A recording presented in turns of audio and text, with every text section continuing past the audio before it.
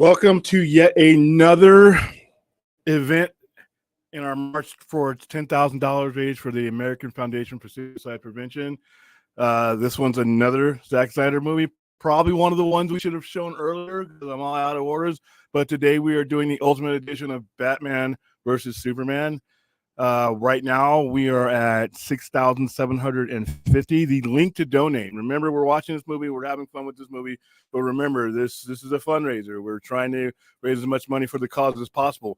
Right now, as it stands, and I'll keep this screen on for the majority of the event, if not the entire event. And there you go. Right now, we are at $6,750. Goal today is really small. I mean, if we can do it, let's get to 7,000.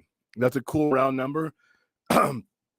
The ultimate goal, as you can kind of see right there, the little dot, the original goal was $5,000.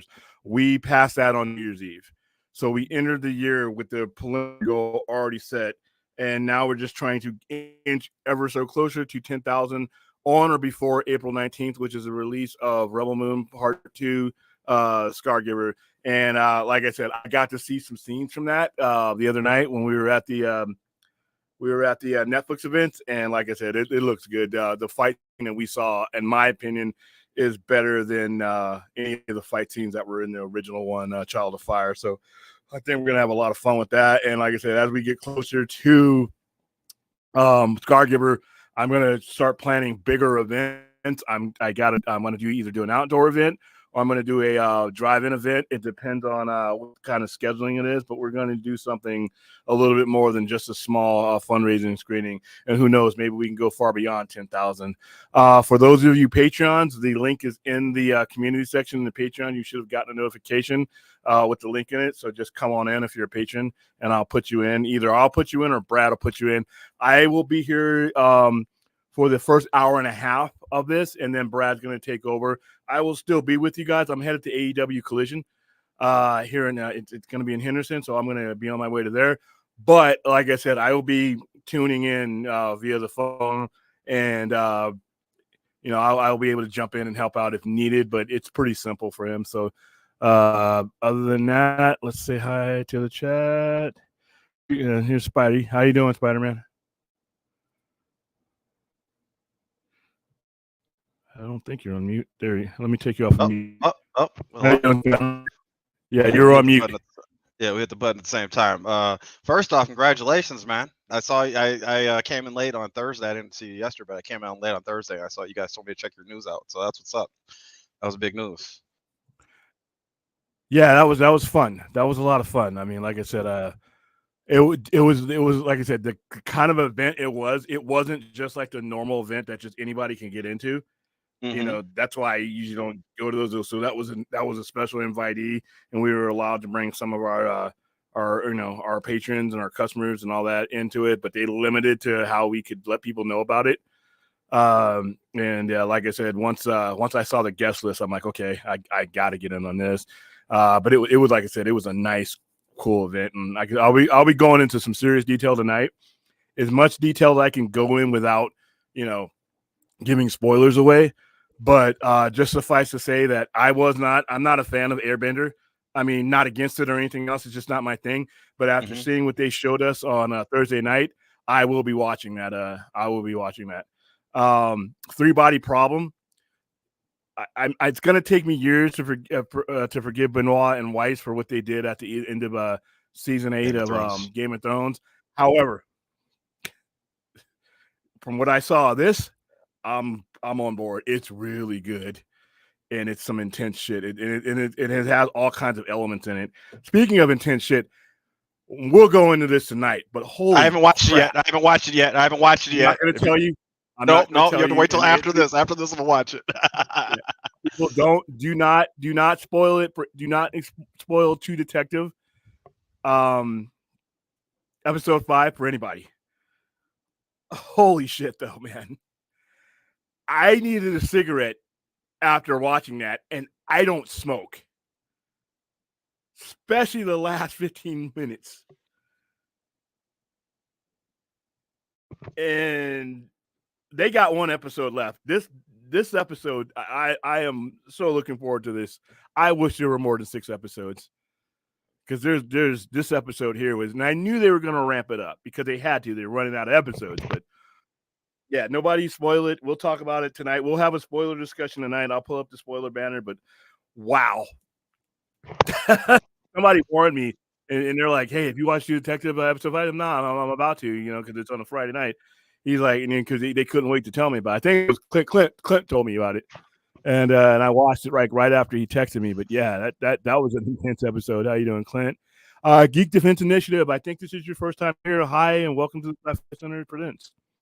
All right, there you go. It's the Duck Man himself. What's up, Clint? Hey, what's up? Yeah, I saw that. I'm like, oh my god. I was like, damn. And I'm like, what's he talking about? Okay, let me watch it. And I'm like, wow. I texted him right afterwards. I'm like, okay. Yeah, that was intense. Listen, everybody in this show has done a great job of making you believe what they're going through. And one character in particular that I have some pity for, and I won't go into right now. I'll go into it tonight. It just sucks for this character, but it is what it is. Here's the link. The link is tethered to the top of the chat. It's pinned to the top of the chat. So throughout this show, I'm just waiting for Brad to come in. Throughout the show, at any point in time, you can donate. You can donate throughout the week. It does, you don't have to wait for our fundraisers. This is just a rallying point to get us all going.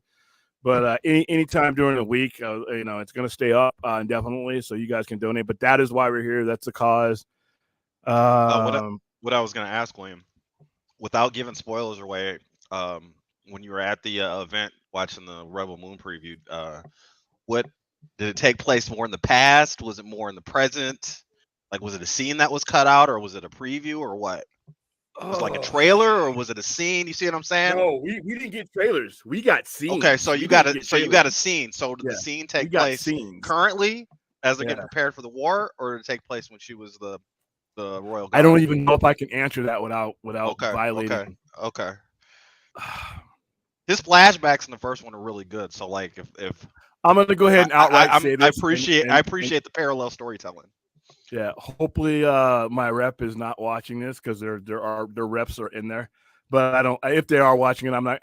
It takes place in the present. Okay.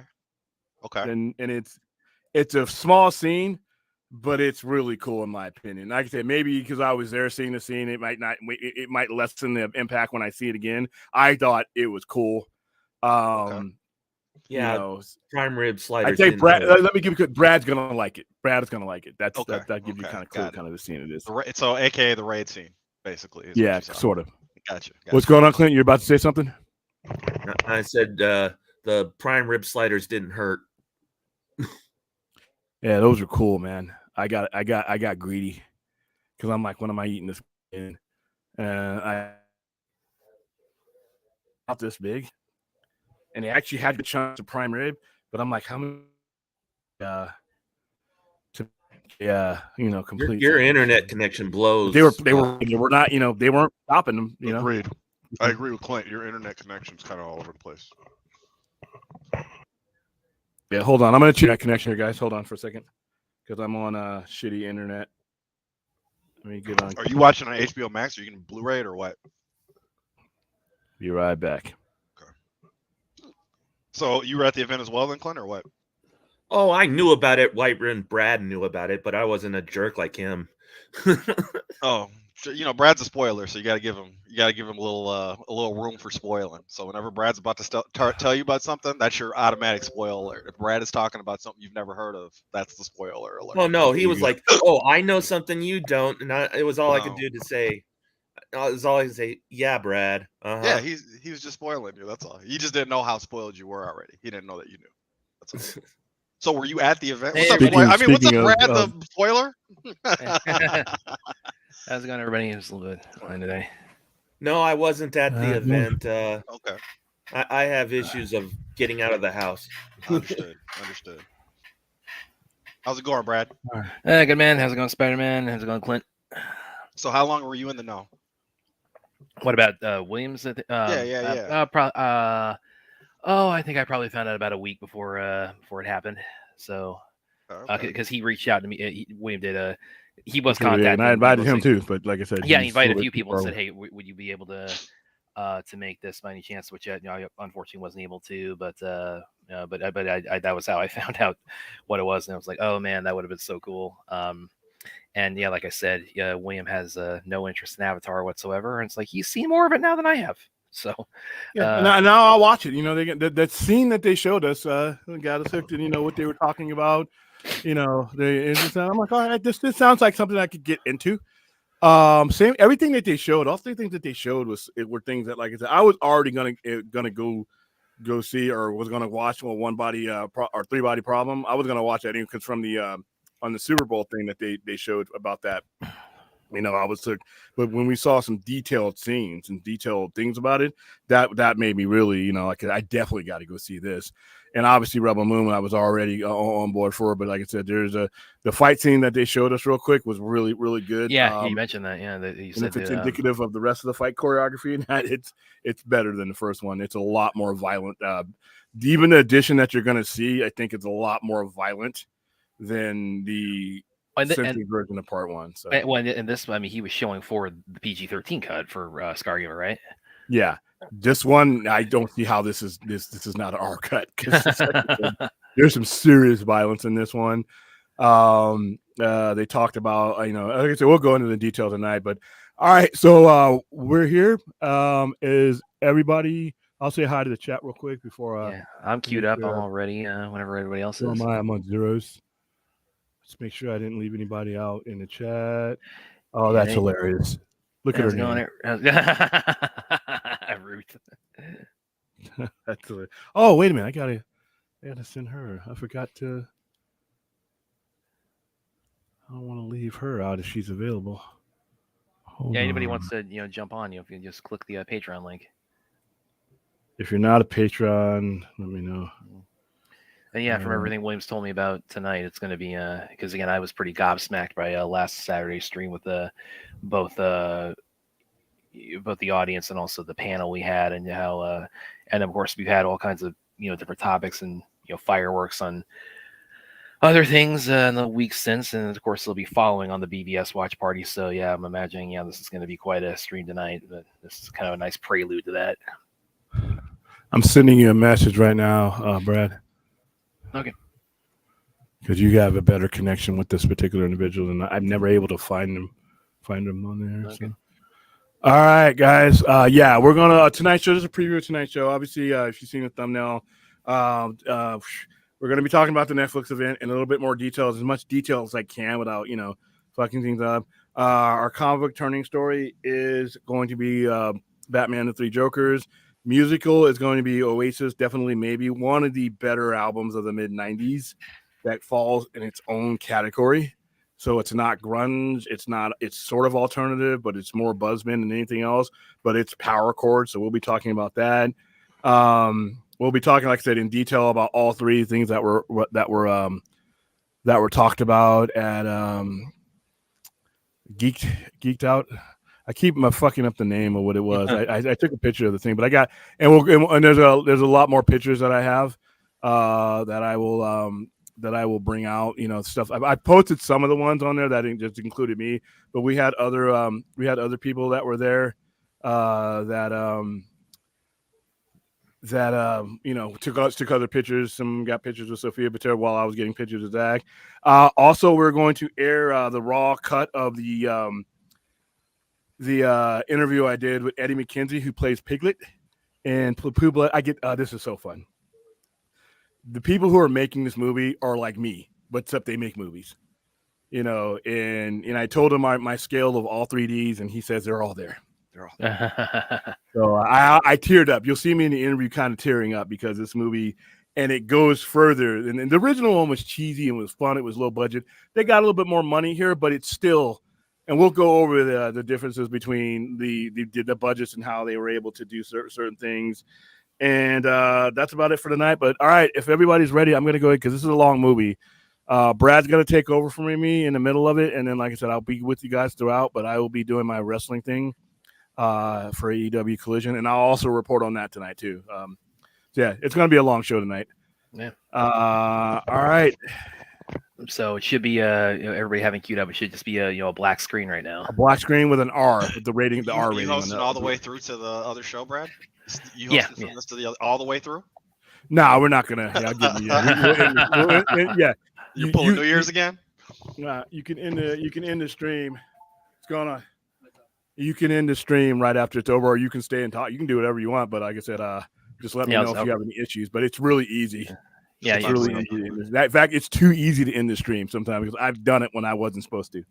All right. Yeah, I know that's come up at times you didn't intend for the sign out. Yeah, so trust me, I've found new ways to fuck up streams that you will never find. Trust me. All right, guys, we are at 0-0. I'm gonna mute myself so that we can go.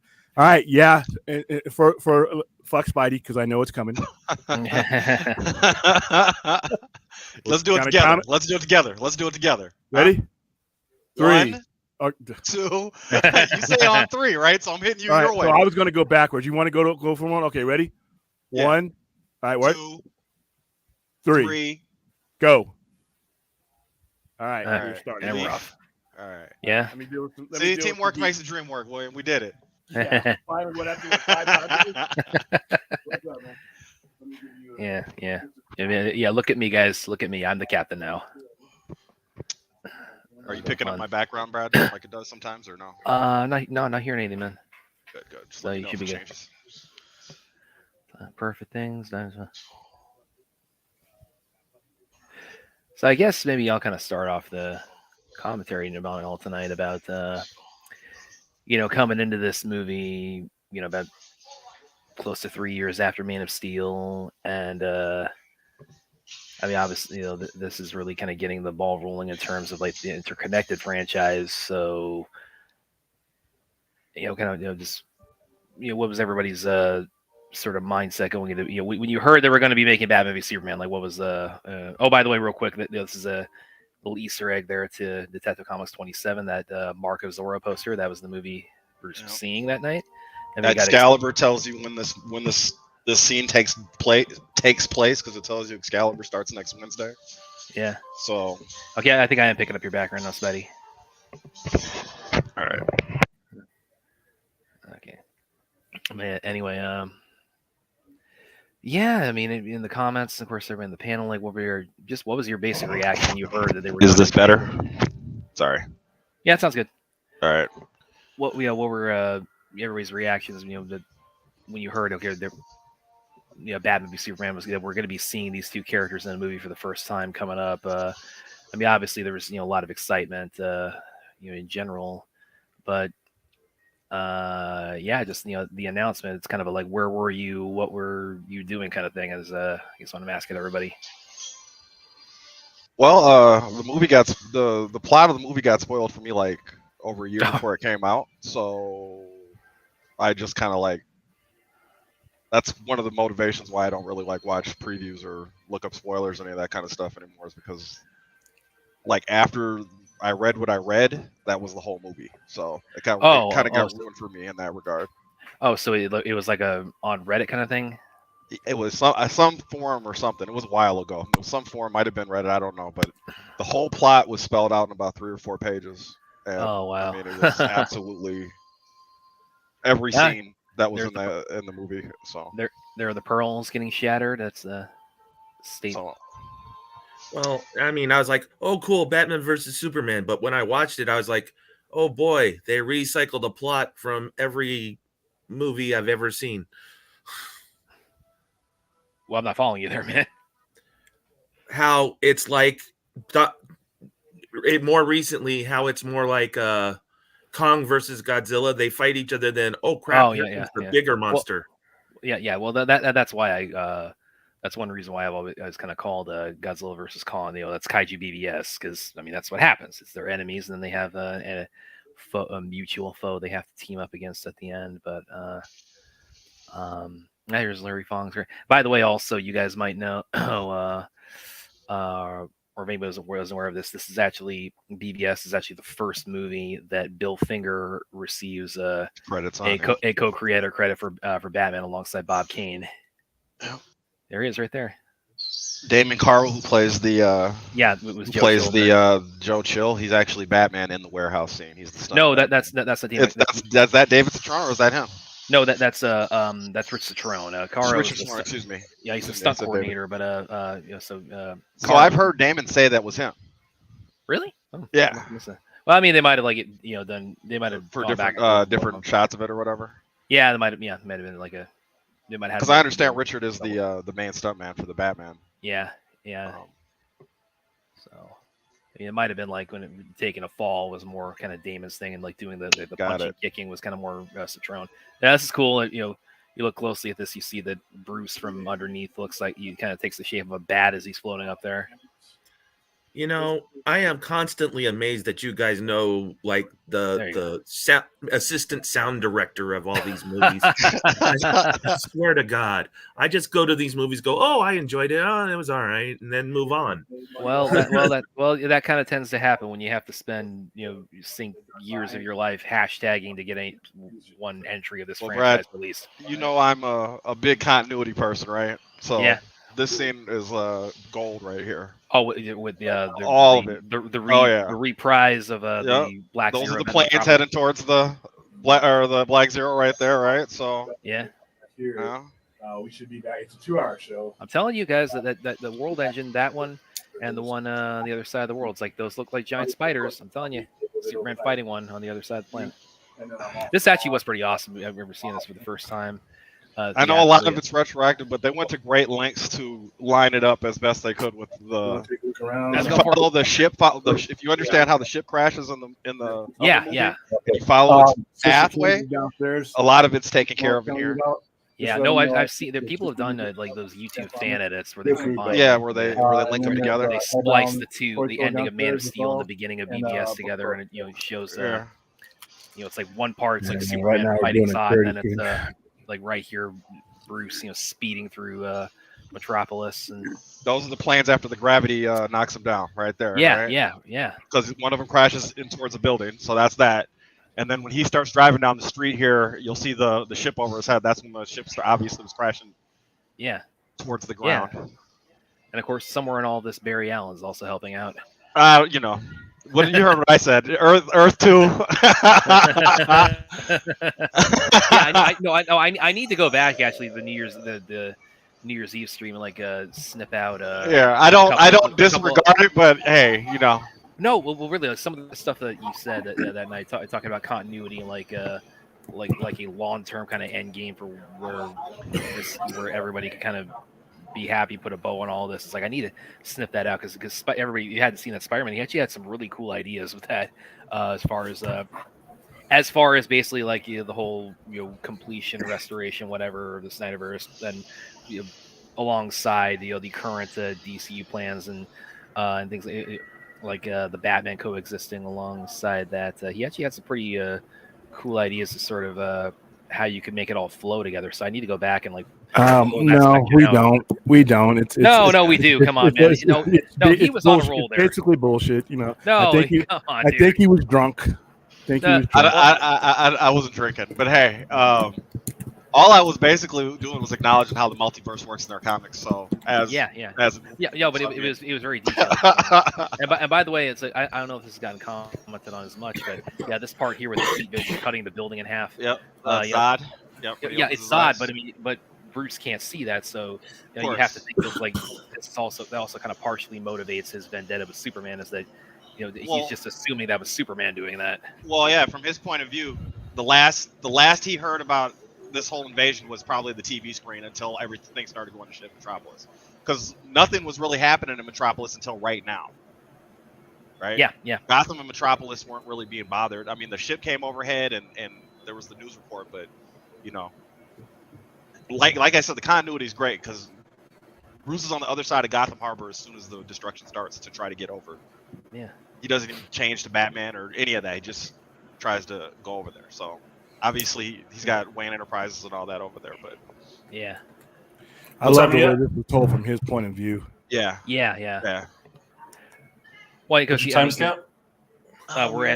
We're right after when he's walking past the school children on a field trip, and he's about to he's gonna pull the debris off of Wallace O'Keefe's legs. The horse just walked by for me. What's up, Yeah, Ford? you're a couple seconds behind. Yeah. I'm just at the point where the building fell, so I must be delaying. But again, going back to what Spider-Man was saying, I mean, this movie basically puts Bruce in the position of being like a 9/11 first responder, but he's a first responder, but he also comes away with the perspective of equivalent to Superman. He's a Kryptonian, just like Zod was. It's like saying like, oh, they're all Muslims, just like the hijackers were. So if there's a 1% chance, we gotta go after them all. And I also think it was like, I think he looked at it as it didn't matter with the ideology of what Clark and with Zod was, but the fact that anybody with that type of power would eventually use it. And if they didn't use it for the right things, you were in trouble. So that's what he was so jaded that he didn't care whether Superman was a good guy or a bad guy. He cared that this guy has enough power to burn the world down, and that was all his justification, in my opinion. I love the way too the Batman his theme song. I was just gonna say where it kicks in like as he's watching Superman and Zod fall back to Earth, and it's the Batman, but it puts like a uniquely dark kind of a spin on the Batman theme, which is already supposed to be dark in general. Here's something that was like when the buildings fell down. That was like the first play on the Bruce Wayne psychology. An orphan child amidst all that chaos. Yes, yeah. This is something Marvel has not yet acknowledged. A big hunking piece of machinery hanging out of the water. This gets taken care of in the next movie after they talk about it. But we still got a fucking hand or a face coming out of the earth. That's really. I remember seeing it in the theater the first time, thinking, that's a really gorgeous. I actually think that's because the Eternals exist in a different universe than that. And I think that's what's going to be revealed, that all these things have been happening. I think that time hasn't progressed past that part of the story. That's also true, but that's fucking silly. If that's I mean, if you look at how things have been going, if you really take a look at it, they have a way of excusing all of that to say that was before the Eternals. William, real quick, this individual I sent the stream. She's saying because I sent the StreamYard link, but it's saying she needs to create an account. No, she shouldn't. No, yeah, you shouldn't be have to. So, and this individual who sent this, listen, okay, you're coughing. I understand your code by now, Ruth. You're coughing, yeah. You're doing some activities that involve your, coughing, aka not murdering. cutting yourself and precision cuts and and dissection and all that. So yeah, I got it. I got the code. Hey, Brad, I got something that's not really a fact or anything like that, but I have an observation I'll share with you.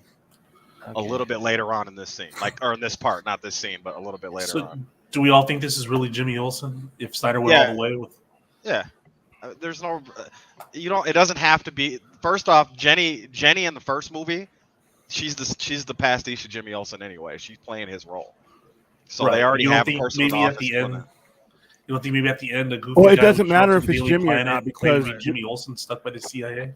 He's not gonna stay dead though. If everything would have followed through, it doesn't matter if it's Jimmy or who gets killed in here because the timeline would have been reset to the point where it didn't matter. Jimmy was probably throughout was probably never supposed to stay dead.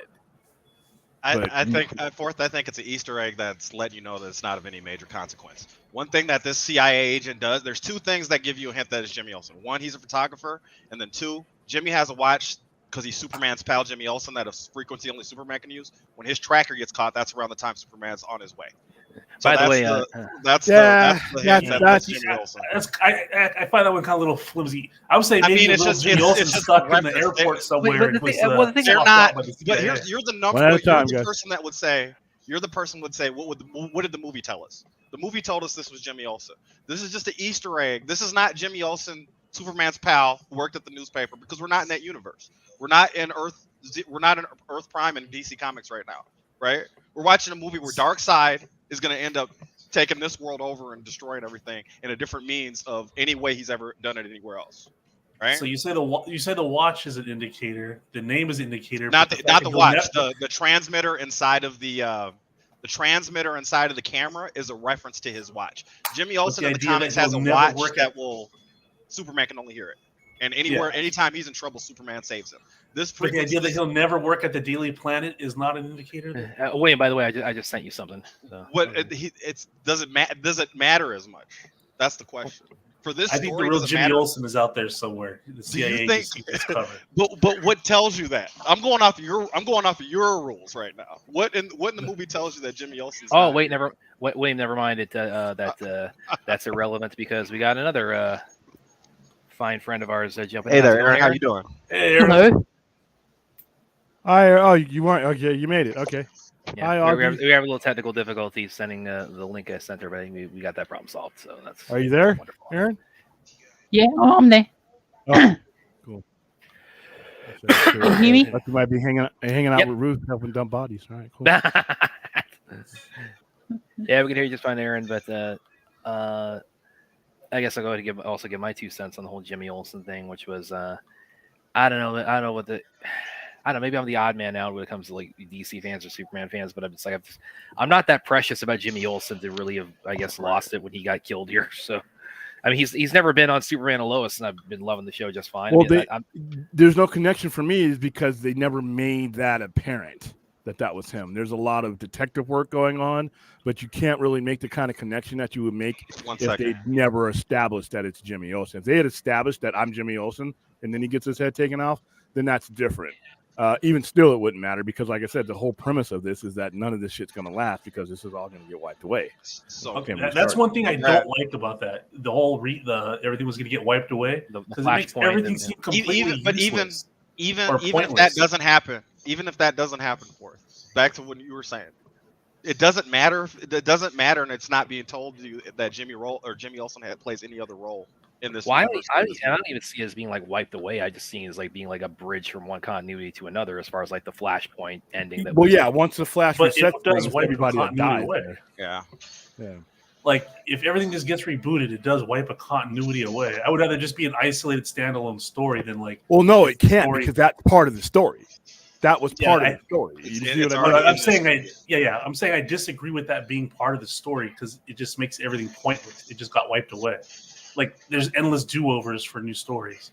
Well, no, with this contained story, I think it's appropriate over and over again. Yeah, I agree. But for this, because the mechanism that they would have to undo what Darkseid does would be the only mechanism that they had. So that makes it an integral part of the story. But yeah, as a tool, as a Jeff Johns type of tool to fuck everything up, I totally agree. But within the context of the story, yeah, I'm good with it. I agree. Within the story to reboot with the time travel cosmic treadmill thing, I'm all for that. I love this guy too. He flips off the drone coming in. So this guy kind of looks like Rick Flag, right? Yeah, he does. It's not the same guy, and he never gets named in the movie. It's just something I always thought about for a while, but it's not him. Cobra or something. That's his code name. His code name is Cobra. Yeah, he's not as far as I can tell, he's not an actual DC character. This also, by the way, this is also testimony to again, like some of the early bad decision making at Warner Brothers was that because the entrance we're about to get for Superman here, where he I mean, it was great in the theatrical cut when he crashes through the ceiling, but here it's like first thing we see is fly through a freaking Scud missile. Yeah. So, and that's the the prelude to it, and then he comes through the ceiling. So it's like, yeah, why did you take that out? That just added a extra layer of Kryptonian bombast to it. Now, although this intro right here, I wish Superman had something to say when he came in. He's too much like a Terminator right here. Well, he claims he didn't kill this guy. Do you find that? Yeah, and that's the point I was making. Think about it.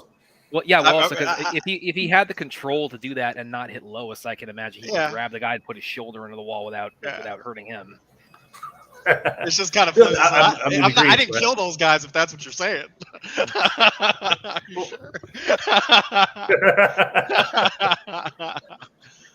That's a little. Hey, I wonder if real quick, I wonder if these sets. How you remember when Snyder was talking about like how he reused the sets on Sucker Punch to be kind of like cerebral or psychological kind of similarity. Does this feel like the Nightmare Future type of set? Oh yeah, that hadn't occurred to me. Yeah, this might have been they took this and reworked it for the. In fact, this actually, now that I think about it, this looks a lot like what we They cut eventually off- see in the Nightmare. They cut Like- all this out, which is the. I would fucking never have story. thought of that. I This had is- neither. Yeah. This is Lexington's thing right now. They cut all this out. I mean, it's a different location because I mean it's a different location story wise because within the context of the movie, it's like it's clear that it's Gotham City that Batman is at that point. But it's like, as far as like the set goes, yeah, this might have been. They said, yeah, we got a desert. It's going to be a desert in the Nightmare, so let's just add a little bit more, kind of orange color grading and the apocalyptic imagery to it, and then you got that. Yeah, because the Nightmare stuff was added last minute, but shot first for some reason. Yeah. It wasn't in the original script. So it's like Gotham City supposed to be like the city of Chicago or New York. In this movie, it's in New Jersey. Yeah. Metropolis is in Delaware, and Yeah, Gotham is. Brandon was told. Delaware. The Delaware Bay is where it would be located in this. But it was filmed in Detroit also. So with just overnight. About yeah, we can hear this. We can hear the customer exchange William's having too. This ain't the game that Vic played in. No, it's not. Yeah, well, yeah, because it was snowing in his game. He was playing Wisconsin in his game. He was That playing was against not Matt, happy or, about it. He Matt. kept complaining and complaining and complaining. I remember hearing about this too in the lead up to it. I mean, like seeing the behind that there was going to be like a Metropolis University and Gotham University football game, and that didn't make it the theatrical cup, and they put it here. He's already So had issues. we're hearing about that into it, so glad to see that put back into. When you got 25 and 26 years, you're not. Well, think about it though. Continuity-wise, Spider-Man. That's not the game, but it might have been a It's around, game. it's around the same time, man. Yeah. It might have been a game he was You in. You gotta So look at that. I didn't look at it right now, but you're gonna have to look at the quarterback's number on his jersey and the next number he's playing. You don't have an answer. Like actually, it was Metropolis first. It was the defense somewhere. Well, yeah, he might have not been on the field. But in when it comes to like the football, right? It was in Justice League. They had the football game. yeah, but that was a different game because they was had a the different snow. team, But yeah. that's the theory I was positing. It's like that might have been Same this season. might have still been another game that Victor played at.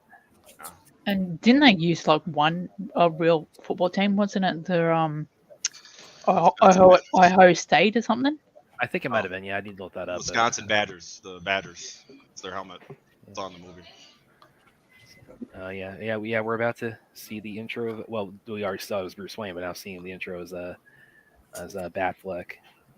No, and it was great because it's like he's instilling so much fear. Like even the human trafficking victims he saved. It's like we got to stay in the cage here. We're scared of that guy. Like it's still upstairs. This is them driving here, not where they're at right now, but them driving here right now is kind of a reference to the Dark Knight Returns. Yeah, the old cop, young cop. Yep. First live wrestling. Oh, even when the gun goes off. No. Did you end up reading your book yet, Forth? You and Ruth got those books, right? Well, we got the Supergirl ones. Supergirl, that's what you got. Okay. Yeah, now we're gonna go through them. Yeah. That's By the way, the this is horror also part here. the whole thing with Batman branding these guys. It's like because a lot of people took that as like a signal of him going off the deep end, and I don't know. It's like I never really saw that as like something that would be that out of the ordinary for Batman. Shirtless Random- Henry Cavill. Yeah, I would find it out of the ordinary for Batman because it's letting the criminals invoke their own justice system to sort out each other. you're talking about when they go into prison and the bad guy, the other prisoners Yeah. shank them. Yeah, But I thought it was a really cool creative edge for this type of Batman. yeah, Okay, that is not Batfleck up there. That guy's too skinny. yeah. That might be Citroen or Caro, but I actually think Mark they did. Zuckerberg. I think Zach actually in like 6 weeks before the movie came out, he posted like that image of Batman hanging up in the corner like that, but it was still a little bit blurry because it was an image like from his phone on the one like the post production monitors. So he still kind of got a little bit of a taste of it going in. He branded him. I love this I Batman do song like the that, theatrical version where Bruce Wayne comes down the elevator right after that shot. Yeah, because now we're going to shirtless Henry Cavill. So, You're already on shirtless Henry. You're already on shirtless Henry Cavill. Yeah, we're all over the place, aren't we? Are you watching HBO Max, Forth? Yeah, I'm on the Ultimate Edition. Yeah. Where are you at, Ruth? That's Aaron. Oh, I'm sorry, Aaron. Sorry. Wow. Wow. Even way Not only are you bad with accents, you got the Aussie on and not the British person. I'm sorry about that, Ruth. Where are you at right now? You just sorry called about Ruth that, Aaron. again. Stop, Ruth. Get. Marky Mark. Where are you at, Aaron, right now? Mark. Australia. She does. Mark Zuckerberg. She's in her suitcase looking at shit and drinking wine in this and yeah, and it finds a little bullet hole in the. Okay, yeah. She does this in Justice League as well because she's going through her trunk and she has Superman's costume that got destroyed. Oh yeah, that's right. Yeah, I'm sorry about that, Aaron. I think it might be because we brought Ruth on here within the last 2 weeks, so it's just whatever. Yeah. I'll screw that up next time we bring Ruth on. I'll call her Aaron and even it out. I'm sure they just want to get called their normal names. I don't know, Aaron. What do you think? Well, the thing is, this is funny. A lot of Americans think that Aussies and Brits sound the same when we don't. No, that's just Brad. That's just Brad. American. Well, it's another blame Brad thing. It's just whatever the problem going on in the world is, it's whether it's me mixing up people's names or nationalities. Yeah, it's my fault. Where on the map is Australia? No, I'm just kidding. Down and under. Well, pretty much most flat earthers believe Australia doesn't exist. It's hanging off on the side somewhere. Yeah, they believe that. They believe we're all freaking actors and shit. For real. And I thought, if I'm an actor, then where's my SAG-AFTRA card? Yeah, I've never gone down that rabbit hole of flat earthism. So, you've been on an airplane before, right? yeah. I just got confirmation. Tigger's going to be our guest next week. Sounds good, man. Nice. Woo! Then it's again, like I said, the wonderful thing is that he's the only one. Perfect. And I didn't get that one. So is this for the? He's still hitting that one. He's still waiting for a laugh on that one. I get it. I'm gonna get a laugh on that one. Damn it. I'm gonna see if I understood you, Brad. I'm gonna see if I can slip in the Raid influence on Pooh, Blood, and Honey into. I don't want. It's 10 times as bloody. So. I don't want to ruin this for everybody because the movie's a masterpiece. But when Clark's cooking eggs later, just take a look at those eggs. Oh yeah. Hey, a lot of food is fake. It was probably last. I bet it was the last thing. You know, the breakfast when you're a little kid, and it has little eggs in there. You're paying attention to that. Where are you guys? Looks we're not that far. I was just talking. Right now, they're in the bath getting ready. Batman just got down the elevator. Yeah, he's coming down the elevator right now. Yeah. That elevator walk down, Ben Affleck looks amazing right there. Oh yeah, he looks. God, he looks. He got jacked for this. It's like. What does everybody think about this styling of the Batcave? Without the actual cavern aspect and the stalactites. Yeah, they emphasize kind of more the technological. It's better than Tim Burton's version. I can agree with that. Well, actually, the thing about Tim Burton's version I always found a little bit weird was that when he drives the Batmobile in and he gets to where he parks it. And it's kind of like over that cliff, and I always thought it's like, okay, so how's he gonna if he needs to go back out? Like, how's he turn? I'm assuming it's from that little that hydraulic lift underneath the Batmobile that you see in Returns. So he does that, he turns it around, and then drives it back out. But it always struck me as like that's a little bit that's for continuity. All right, somebody mentioned something interesting. When he's watching Superman and Zod fight in the video. Yeah. He's studying that later on when he's fighting Superman in the bathroom. I was going to bring that's going to happen. So he studies his punch pattern. Yep. Yeah, he's been studying the way he's going. Yeah, also, this is KG Beast. If people don't understand, this is actual Batman villain. In the adaptation of Batman, it's like a Suicide adaptation on HBO Max. He's a character in there, but he has a really good storyline. Who wrote that story? Dennis, or was it Denny O'Neil William or?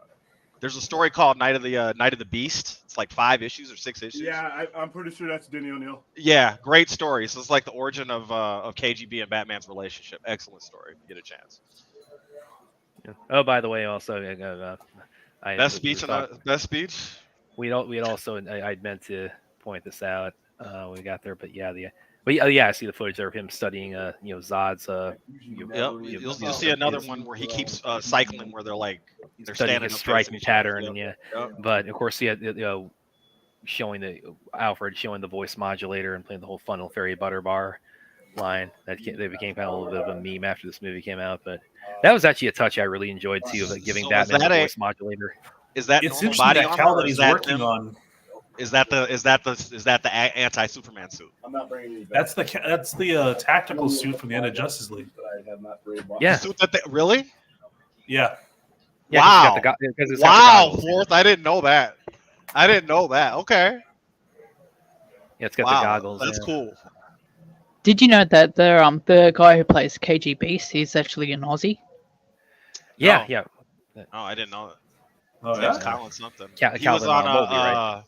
He's on This actor's who? Is he on Endgame or is he on Winter Soldier? He's in the Winter elevator Soldier. scene, Soldier. Yeah, Yeah. with Frank Winter Grillo Soldier. and him. Yeah. Oh no, not Winter Soldier. He was in, was it Civil Winter War. Soldier or Civil War? No, Frank Grillo dies in Civil War. It was Winter Soldier when they're on the elevator and they're all about to turn on Cap when he's going up the elevator. Yeah. Best rendition of Lex Luthor in history on film. I don't care what anybody says. This is the best Lex Luthor. Well, yeah, Also, this scientist, that's the scientist who reconstructed Metallo. So when Metallo's body gets, he's the guy that studies the kryptonite to make the battery for Metallo. That's the actual scientist. Well, I guess Metallo was at one point. Hey, Aaron, you still there? Yes, I am. Look, I just got in, and then I thought of you instantly. Oh, Look who she's riding. Yeah, love you. yes, I can see it. It's freaking hilarious. I love it. Hell yeah. Oh, my work here is done.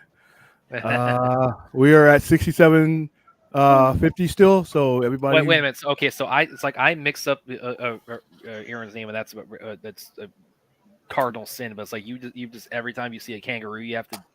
But at least bring that up. At least he gets her name associating it right, with though. the proper country. At least, see what I mean? It's like calling a kangaroo a koala. Whoa. Well, There they're you both go. from I Australia, didn't do aren't they? What about the dingo? Give me the Aaron issue. I'll get you to autograph this from you, Aaron, when you come over to Vegas. When are you coming to Vegas, Aaron? Come on. Yeah, When I win the lottery. Yeah, going half. How's it on going, that South ticket. Cali guy? Love the film. Very excited. Yeah, and you were because he's in Detroit, so he actually got to be an extra. I think you said at like the football game or something like that. Oh, cool. So yeah, we actually have a inhabitant of the Snyderverse in the chat tonight. So and he was our 300 subscribers. So how's it going, South Cali? Yeah, that was 54 subscribers ago. That wasn't too long ago. We actually reached it, Yeah. and it's actually creeping up there. Like I said, I think we'll reach 1,000, but I'll be like 72. So next year? 72. I like, Hey, like if I this, reach 1,000 next year, I Kubrick-esque- won't. I like this I love his Kubrick-esque song. walkthrough into the Kryptonian ship. Yeah, and I think they had said I was Zach or it was Junkie XL had said like the Lex Luthor theme is kind of like putting different it's sort of distorted version of Ideal of Hope. All right, Fourth. Here's something for you. The hall he's walking down. Notice the octagon. 2001, 2001. Right, but later on, when Superman gets thrown down down the building, it's going to be down it's going to be an octagon as well. Aussies are gonna hate me because every time I see an Aussie, I ask them all the There's like little callbacks all throughout the movie in the beginning and the end. When Bruce is holding the flowers in his nightmare on his way to the grave, that's an alternative of the shot of him holding the spear before he stabs it in the ground or picks it up to go stab Superman. It's like we don't all live in the outback. I'm like, no. Yeah, that's all right, Aaron. I have an Australian customer that she's ready for me when she comes through the door. It's one of my Aussie questions. She's the one that bought me Vegemite.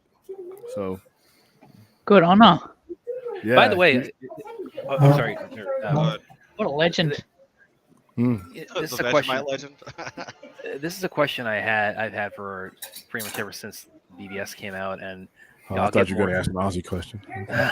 well, I'll get more to it.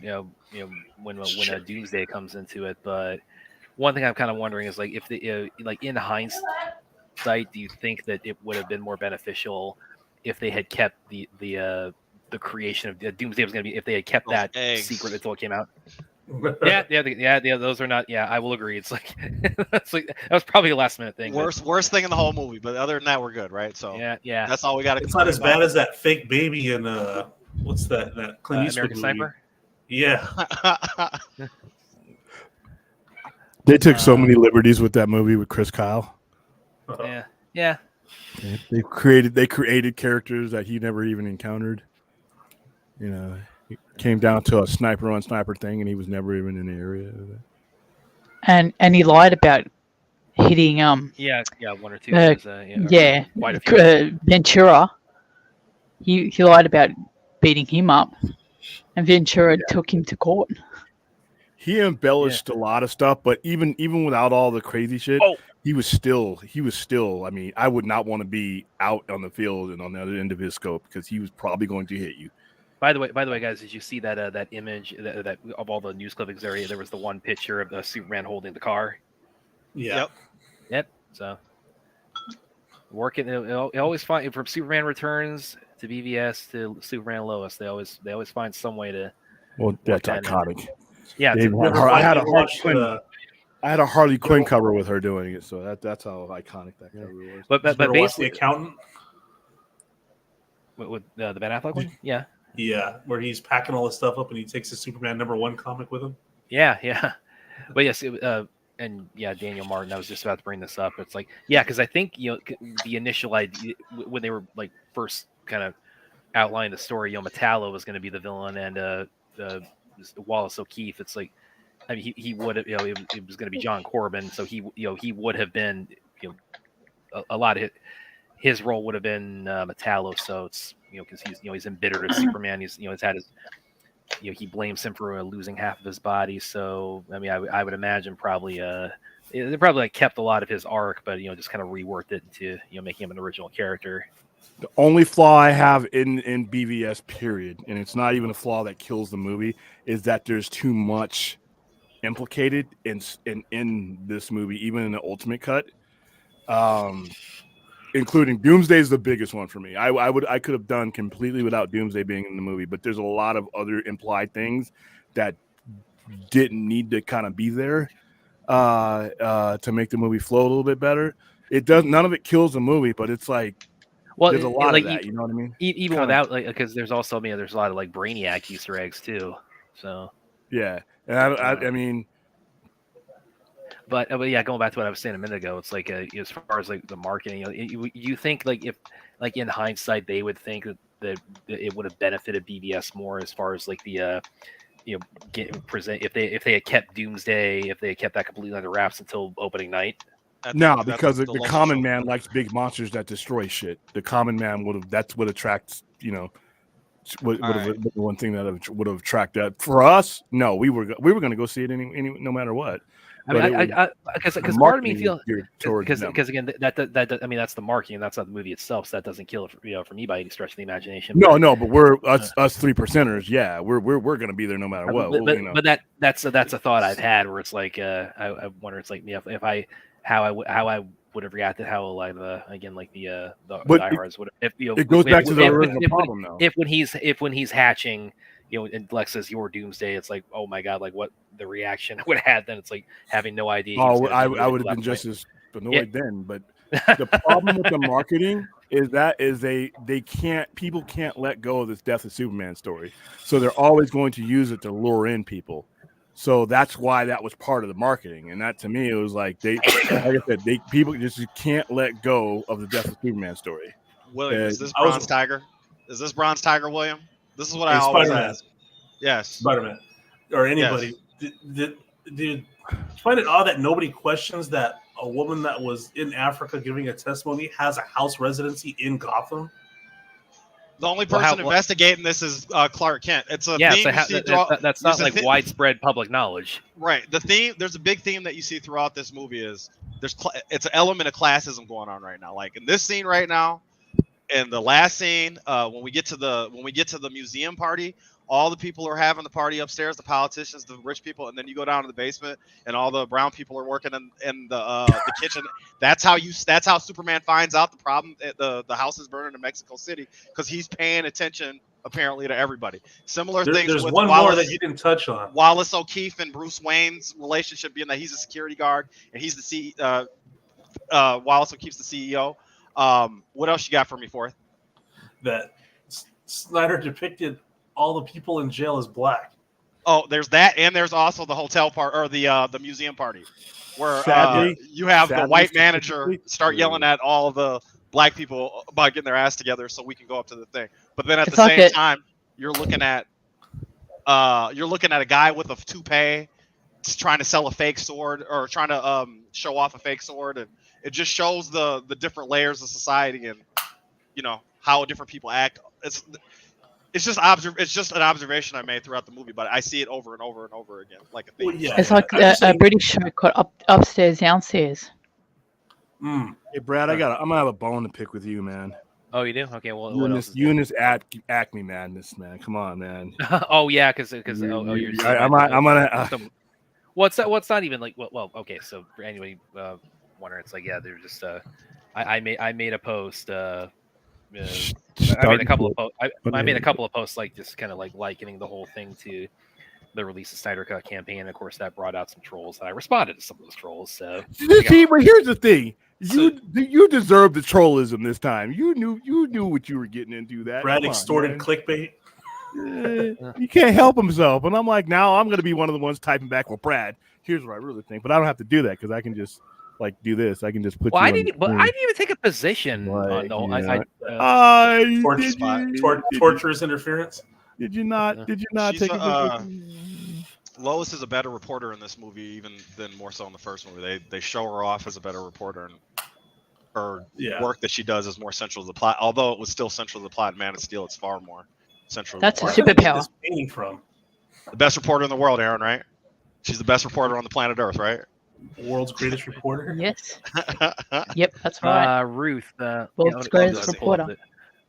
Let me pull up the Wikipedia, but offhand, I believe the budget was $250 and it made $873. Let me go ahead and pull this up. They're begging for those kind of numbers these days. Yeah. Like I said, about this scene? Superman Legacy pulls in 500. There's going to be some people like literally, that don't have to buy drugs that night. What do you think? Okay. What do you think about this scene in this movie, Fourth, and BBS right now?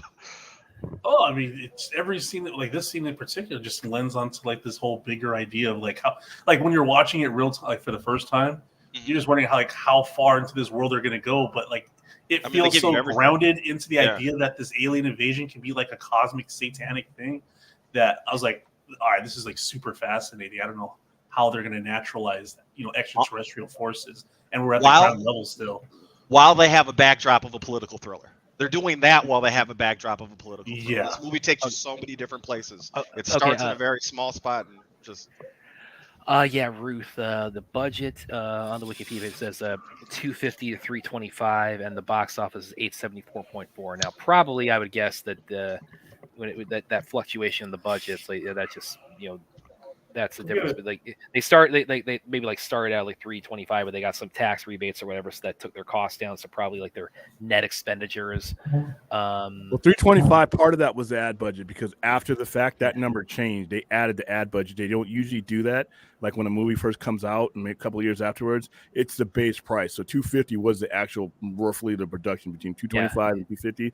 The added on money was the advertising budget. But you got to realize though they made a profit off of the ad budget because they sold ad spot. Yeah. And like William said, in their haste to like torpedo the whole plan and give us Justice League. It's like the point they've got to now. It's like they would kill for these kinds of box office numbers of DC movies now. Yeah. This is what happens when your executive listens to dummies on the internet. That's what happens when you're an executive and you decide you're not an executive and you want to listen to dummies on the internet instead of your accountant. Because a guy on the internet is a fucking stooge like me. This is what I was saying earlier. That shot of the flowers mirrors when he picks up the spear out of the ground and is about to kill Superman. Yeah. Well, and also there are a lot of points, and this is one of them where you can like hear. Where are you guys at? We're at when he's going to the mausoleum. Yeah, he's for his having the appearance. nightmare right now. He sees the red-caped angel But also, on like, the, over like the when burning city on the stained glass window. when it starts, like, you Timestamp? can Negative on HBO Max. I have negative 218.53. but yeah, anyway, when this starts, you can hear in the background like the sound effect of the world engine, because it was just like saying he's still got that constantly in the back of his mind. Yeah. Oh, okay, I got it. You just woke up. Also, to your observation a little bit earlier, Forth, when Lex Luthor, when they do that thing, they foreshadow towards the end of the movie with the picture getting flipped upside down. This is also before he's had contact with Darkseid, so it just makes it all the more, But it painted it as like a really grounded. Like, I didn't know how they were gonna pull it off when they got to Darkseid. Man-Bat. There's Man-Bat. which what we were talking about earlier, Spider-Man. My take on Justice League. That's why I was a little let down. Okay. I would say this movie's a lot more dense than Justice League is. Justice League still satisfies me in a different way. This movie doesn't, but this movie is far more dense. I will give you that. I'll say, like, this movie feels like a type of reality, despite it being comic booky, where it just kind of feels like a popcorn. Like you're watching a comic book. Well, you're talking about the density. I mean, here's a good example right here, like the scene of Bruce getting out of bed in the morning, and it's early dawn, and then Pills, the ending, women. and then the ending scene of ZSGL when he wakes up, and it's like a bright, beautiful, sunny morning, and he's not dealing with any of that anymore, and he's looking to the future. By overstuff, Daniel, I mean it's there's a lot in it, and like I said, just taking Doomsday out of it completely would have been, what to me would have made for a better movie. But like I said, it doesn't kill the movie. It's still one of my all-time favorite comic book movies. It's just that in hindsight, them just trying to, and you have Wonder Woman in there, which you had to have, but I just think there was a lot going on in the movie that could have been spread out over the story arc. I think it's going to fit Metallo in. Well, she's another one where I say it's like, again, this is not restructuring the movie. It's like restructuring the marketing. It's like, should they have kept Wonder Woman, Doomsday, a lot of these? Yeah, that would have been a better surprise. Yeah. It's like here, like Gal Gadot's in it, but it's like when she's playing, but they keep her wraps, and like maybe she's going by. They would have never been able to do that though. There's that would have been a lot harder keeping Wonder Woman under wraps, but it's another just hint at the class, the reverse look at the classism. Bruce Wayne is the boss in that household, right? But he's making coffee for the butler. Yeah. Just little things like that are all throughout. Oh God, I love this when he's staring at the suit, when he's looking at the suit. When your butler's an SAS guy, it probably killed more people. Right. Well, just the visual of it in general, when you compare it to the other aspects of the film, I mean, there's just so much, like, it's just no dialogue, and then when he's looking at the Robin suit, there's just so much being said here with nothing being said about everything he's gone through. Badass. Has anybody watched that that TV show Pennyworth? I know of it. I haven't seen it. No, I have not. It's a story about Alfred. Like Pennyworth's days in like the military and that, and it starts off him leaving the military and going into civilian work and stuff. Do you feel like a pretty credible attempt at depicting Alfred's life? Yeah. Yeah. Oh, yeah. I've seen. I've seen. They gave us a promo episode that I only seen the very first one, and yeah, because Alfred's low key a dangerous dude. Yeah. We see Alfred as an old man, but Alfred's history. And one of the reasons why he was sought out by I think it was Thomas Wayne is because of his ability. Because if SAS is like the equivalent to like a Navy SEAL for America, or Delta Force, which is basically what Delta Force, but he's a very dangerous individual. You've seen the kindly but no, that Jeremy Irons is actually more indicative of what Alfred is. And what he can do as an advisor and everything else. So his speech right here. Lex's speech is self-referential, right? Yeah, well, he's talking about Icarus while he's about to do the same thing in this. Well, he also mentions Zeus, and it cuts back to Diane, and she kind of rolls her eyes when he kind of gives his little history of Zeus. Yep. Oh, another mortal talking about Zeus. Yeah. What was that? Did you know that Australia also has the SAS? Its own SAS. Oh, that makes sense. Yeah, that makes sense. You are one of the queen's or king's territories. I mean. Now I've seen there's going to be a picture in the background when Bruce and Clark start talking to one another when Bruce gets back upstairs. It's about dual nature.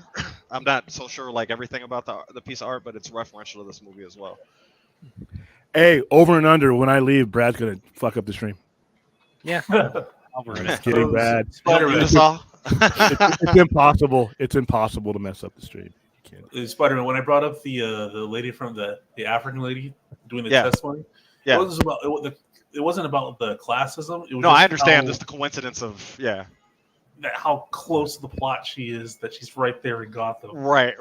That's Okay, convenience. I'll concede to you. Oh, but she's also being coerced in this whole thing by Lex. So I mean, he would want her to be, within his base of operations. Yeah, he does have everything within his arm's reach, but yes, just from finding the evidence thing, but it all is close together, so Clark and Lois can figure this out. I mean, if you wanted to kill somebody to keep him silenced from the plan, you could have easily killed somebody in Africa. Then, right there, where the main character.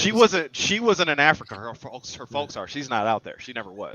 I love this. In your dreams, Alfred. It's somebody will make you honest. Alfred's actually got a pretty. Notice that KG Beats is in there too. Everybody that's in here, if you've already donated, if you can share the event right now. Yes, please. Let everybody know. And let everybody know. Just share the YouTube link and share the Tosify link, and just let everybody know where you're at, so maybe they can drop a couple coins on our charity tonight. He just talks about knowledge. He just talks right now about knowledge being power, but later on in the movie, he'll have 100,000 worlds worth of information stuff in his head. Yeah, this movie's full of shit like this.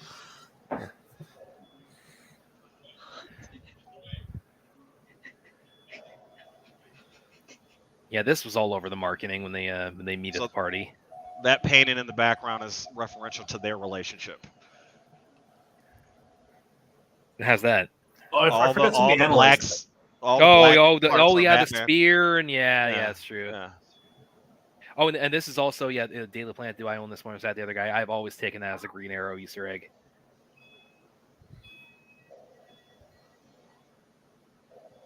Or the Gotham Gazette. Yeah, that's I've always read that as like Oliver Queen. I love this line. And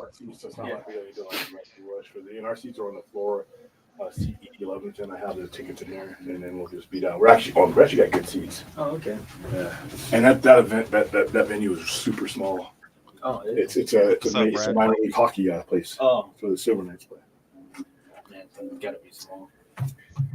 So good seats everywhere, then. Yeah, but all the other ones are sold out. So bad history with freaks dressed like clowns. Lex already knew who everybody was.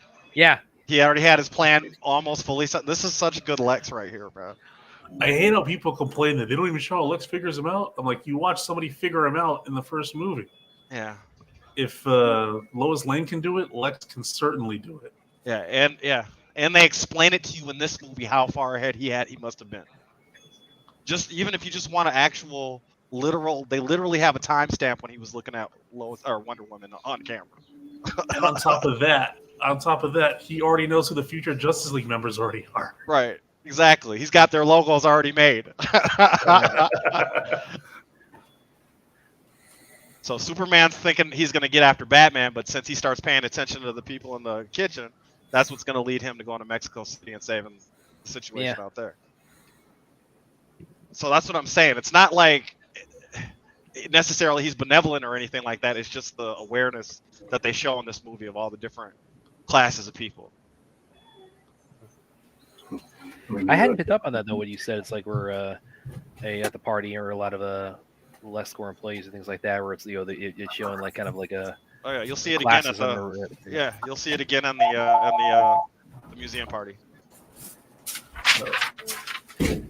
Which, by the way, that also call that cake. It also restored the Ultimate Edition restored Jon Stewart's cameo, because it was taken. But it was interesting. It was interesting with that because when he retired from the Daily Show, he announced his retirement was July, August. Oh, I thought you were talking about Jon Stewart, Green Lantern. I thought. Yeah, Jon Stewart from the Daily Show. So he announced his retirement, and then he retired like at the end of that year. So even if he had been kept in the theatrical version, it's like it would have been still post-retirement. But I guess that doesn't matter now because he's coming back to the Daily Show, this year. And I think that the different elements of classism are shown to counteract what we see right here, right? Because a bunch of poor people are going to start grabbing on him like he's a god and And then he's when he uneasy saves with people that. out of the flood, they're looking up at him like he's a god. So I think that's to let you know he doesn't see himself as that way, although, right, it gets interpreted that way because, of course, in the montage, you're going to talk about how he's the second coming of Christ and all this, that, and the third. And Lex brings that up in the end of the movie. It's how people view him compared to how he sees himself in the world, right? So.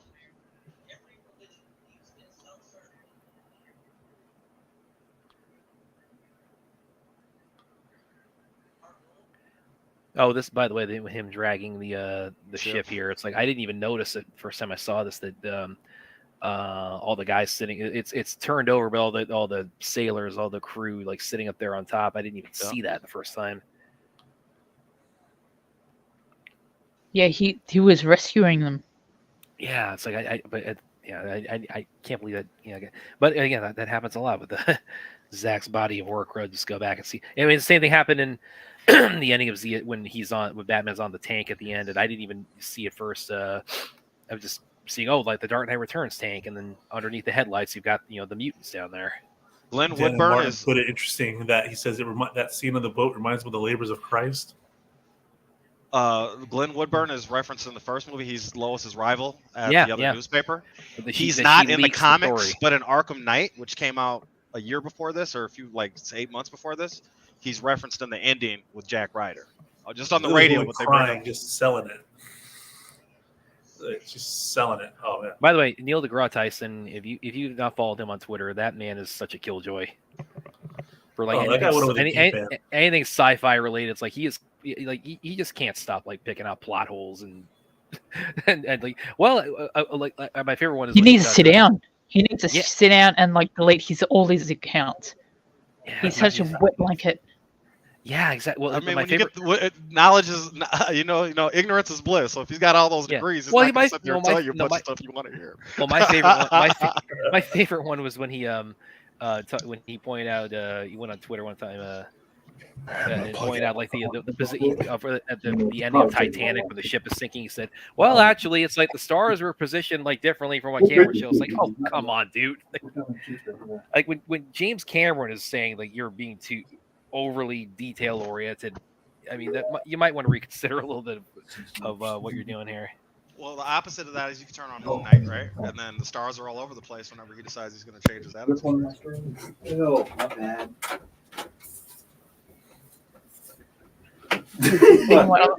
I can't stand Neil deGrasse Tyson these days. Really can't. Obviously, you're not the first one. Let's see. It was a great scene they cut out of the original. They cut a lot of good stuff out, or they shortened a lot of stuff up. Like, So Ends the House of Wayne is not a line in the other movie. They just cut right off of that. Oh my God, it's Batgirl. It's Batgirl.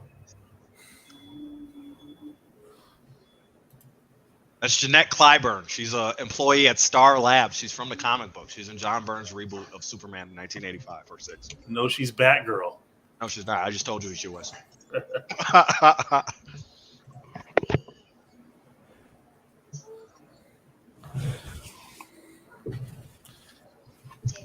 That was the rumor, though, right, Forth? That was what everybody was saying, right? That was supposed to be God. You couldn't escape that rumor. I remember. But Star Labs gets a lot of love in these movies, all three of them, and that's a huge part of Superman's story. So you got Emil Hamilton in the first movie. But I'm surprised no fans of this movie have got like a Bat brand on themselves. Yeah, right. Instead of a tattoo, like as many diehard fans there are, right? There should be somebody with a Bat brand on their neck or something. Right? What do you think, Daniel Martin? You going to get a Bat brand? Go to Comic-Con. There's bound to be somebody there. But that would entail like you're involved in like sex trafficking or something foul. So you're saying the prisons and Central City are a little more equal than the Gotham City prisons, Forth? Is that your observation? Yeah. Barry's dad's in prison in Central City, right? Yeah. I was surprised as much as they try to even things out, in Hollywood, that all the people in the prison in the back when what's his name gets stabbed down, they were all black. I was like, oh, that feels like William, I know you can hear me. Mercy Graves is a cartoon character brought to the film.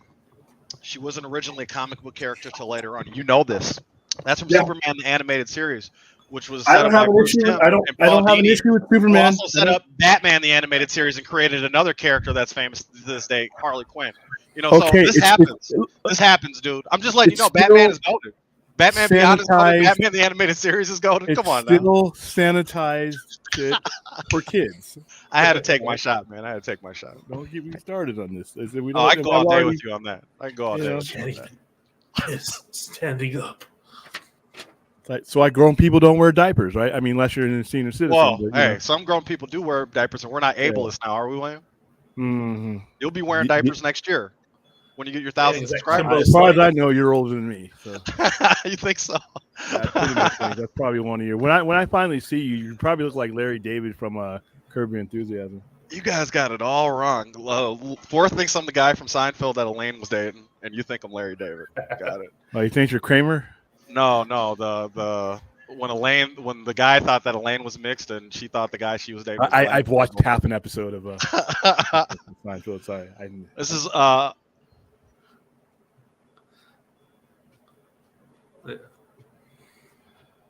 See what I'm saying, Spider-Man? Mm-hmm.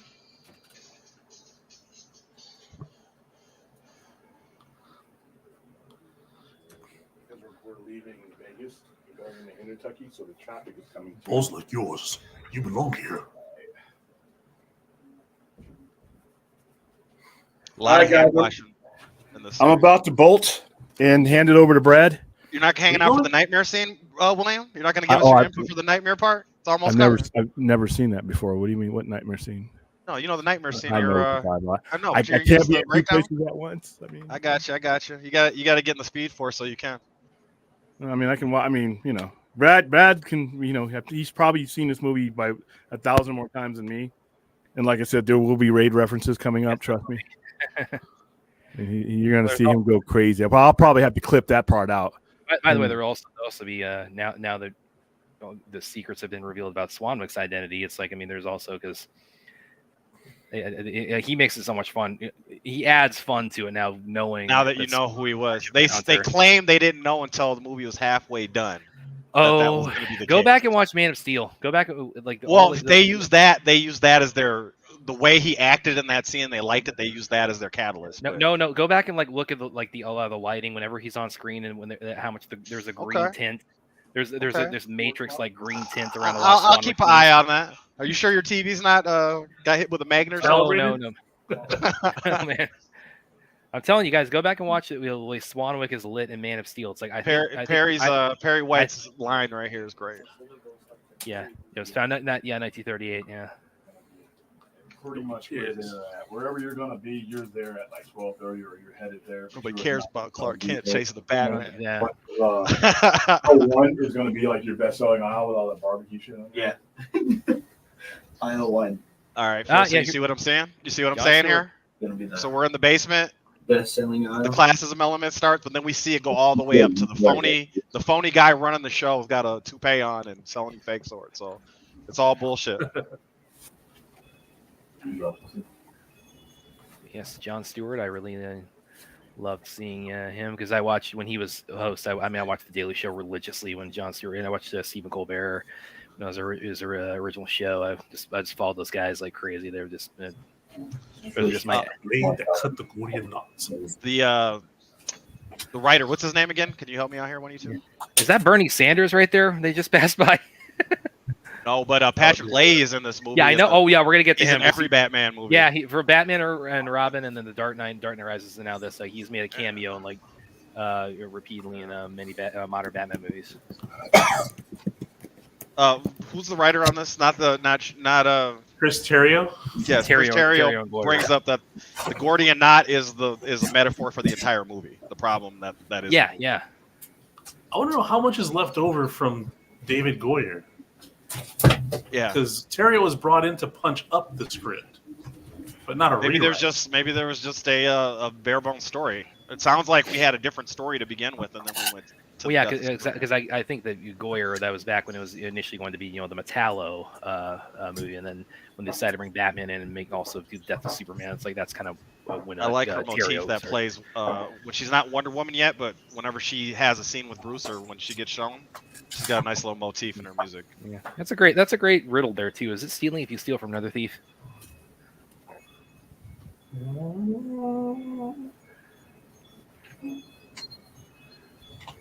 There's some good. This movie is just chock full of those like great moments after great moments. Oh yeah. Oh, yeah. This is an excellent movie. None of that just Guessing on the first.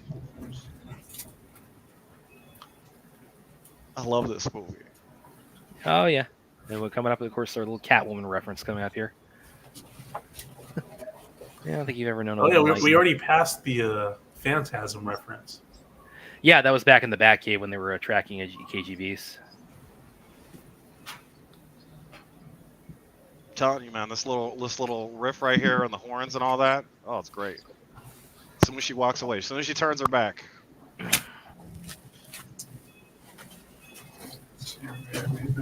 That's great.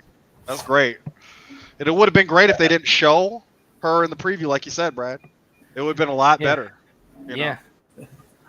It would be, but then you got to give people something to come in on. They call her Miss know, Prince, like- and you know they call her Miss Prince. They call her by her name a couple times. Yeah. Here we go.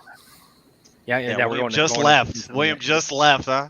Yeah, we're coming into the I'm nightmare. sorry, I got about 4 more minutes. We're in the nightmare. The nightmare just started. Yeah, we're coming into the nightmare and the Flash cameo coming right after that. Guess I got enough time.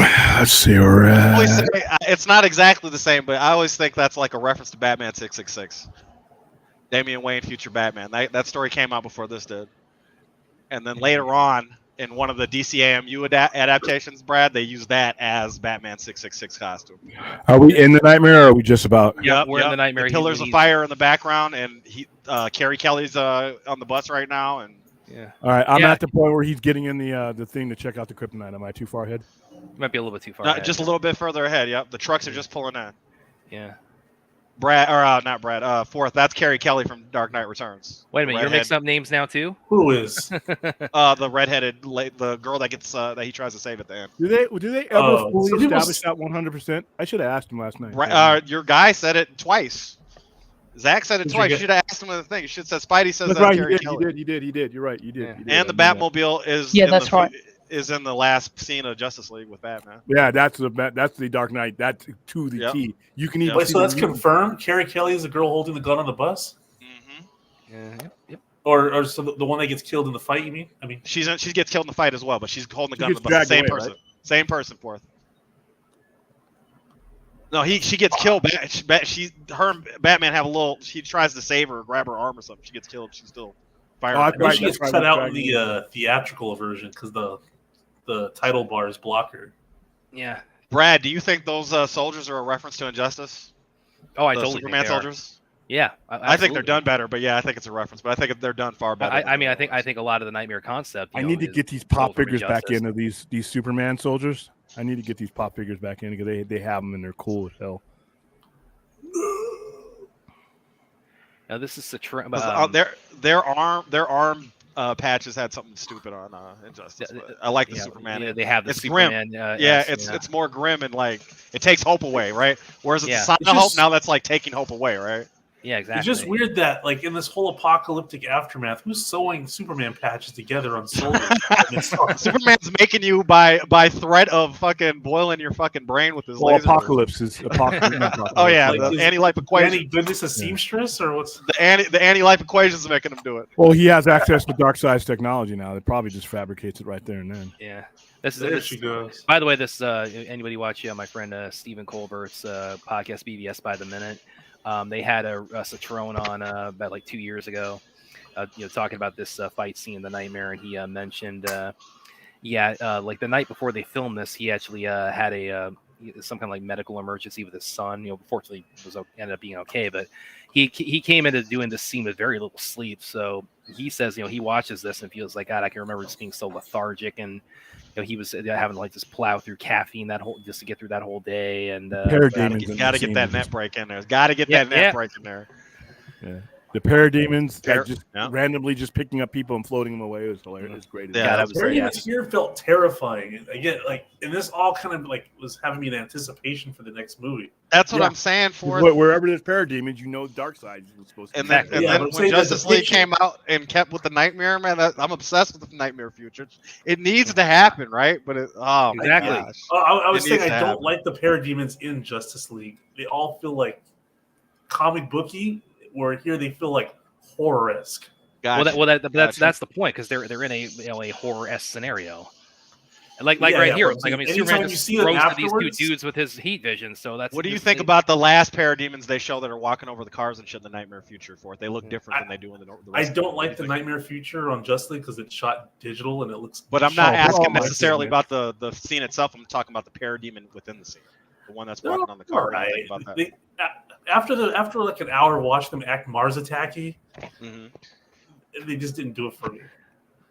They And are Darkseid parademons, looks like a aren't they? CGI rubber chicken. Yeah. Okay, yes, and now we're coming into the Flash in a second here. Okay, I had a theory about why the dream skips, or it looks like Okay. it disappears and restarts. Let us know. Yeah. Let us know. Share it. What does that mean? That at the pinpoint moment where Flash jumps in, Mhm. consider that as a timestamp marker on the Earth's rotation, right? But the Yeah. movie's still going forward. So then when he fully comes out of it, he has to skip 5 or 10 seconds back into his normal timeline Okay. and to catch up. Okay. So will he be behind So- the real Flash in the future then? He's behind, yeah. So is there two Flashes back in the future? Is what your point is? Two flashes Two back Barry in the Allens. future. So when he returns to the future, is there two Flashes It- now since he? It's skipped like out a time? 5. I was thinking it's like a 5-second time delay at the part where he Flash jumped in, and then you Okay. catch up, and that's why it feels like a dream, but the papers are still moving. The papers are still moving. Got it. Yeah. Yeah, Okay. I I'm gonna have you write that down for me. So I can, that was the All big right, next time guys. I watch this. All right, Uh, William. make The sure you hand guys raised are to me. sharing. And hopefully, people are out there donating. I will be in and out via the phone if anybody needs me. But Enjoy Collision. yeah, I'll take some pictures from there. Definitely, I'll report on it. Yeah, but tonight, everybody, look at me.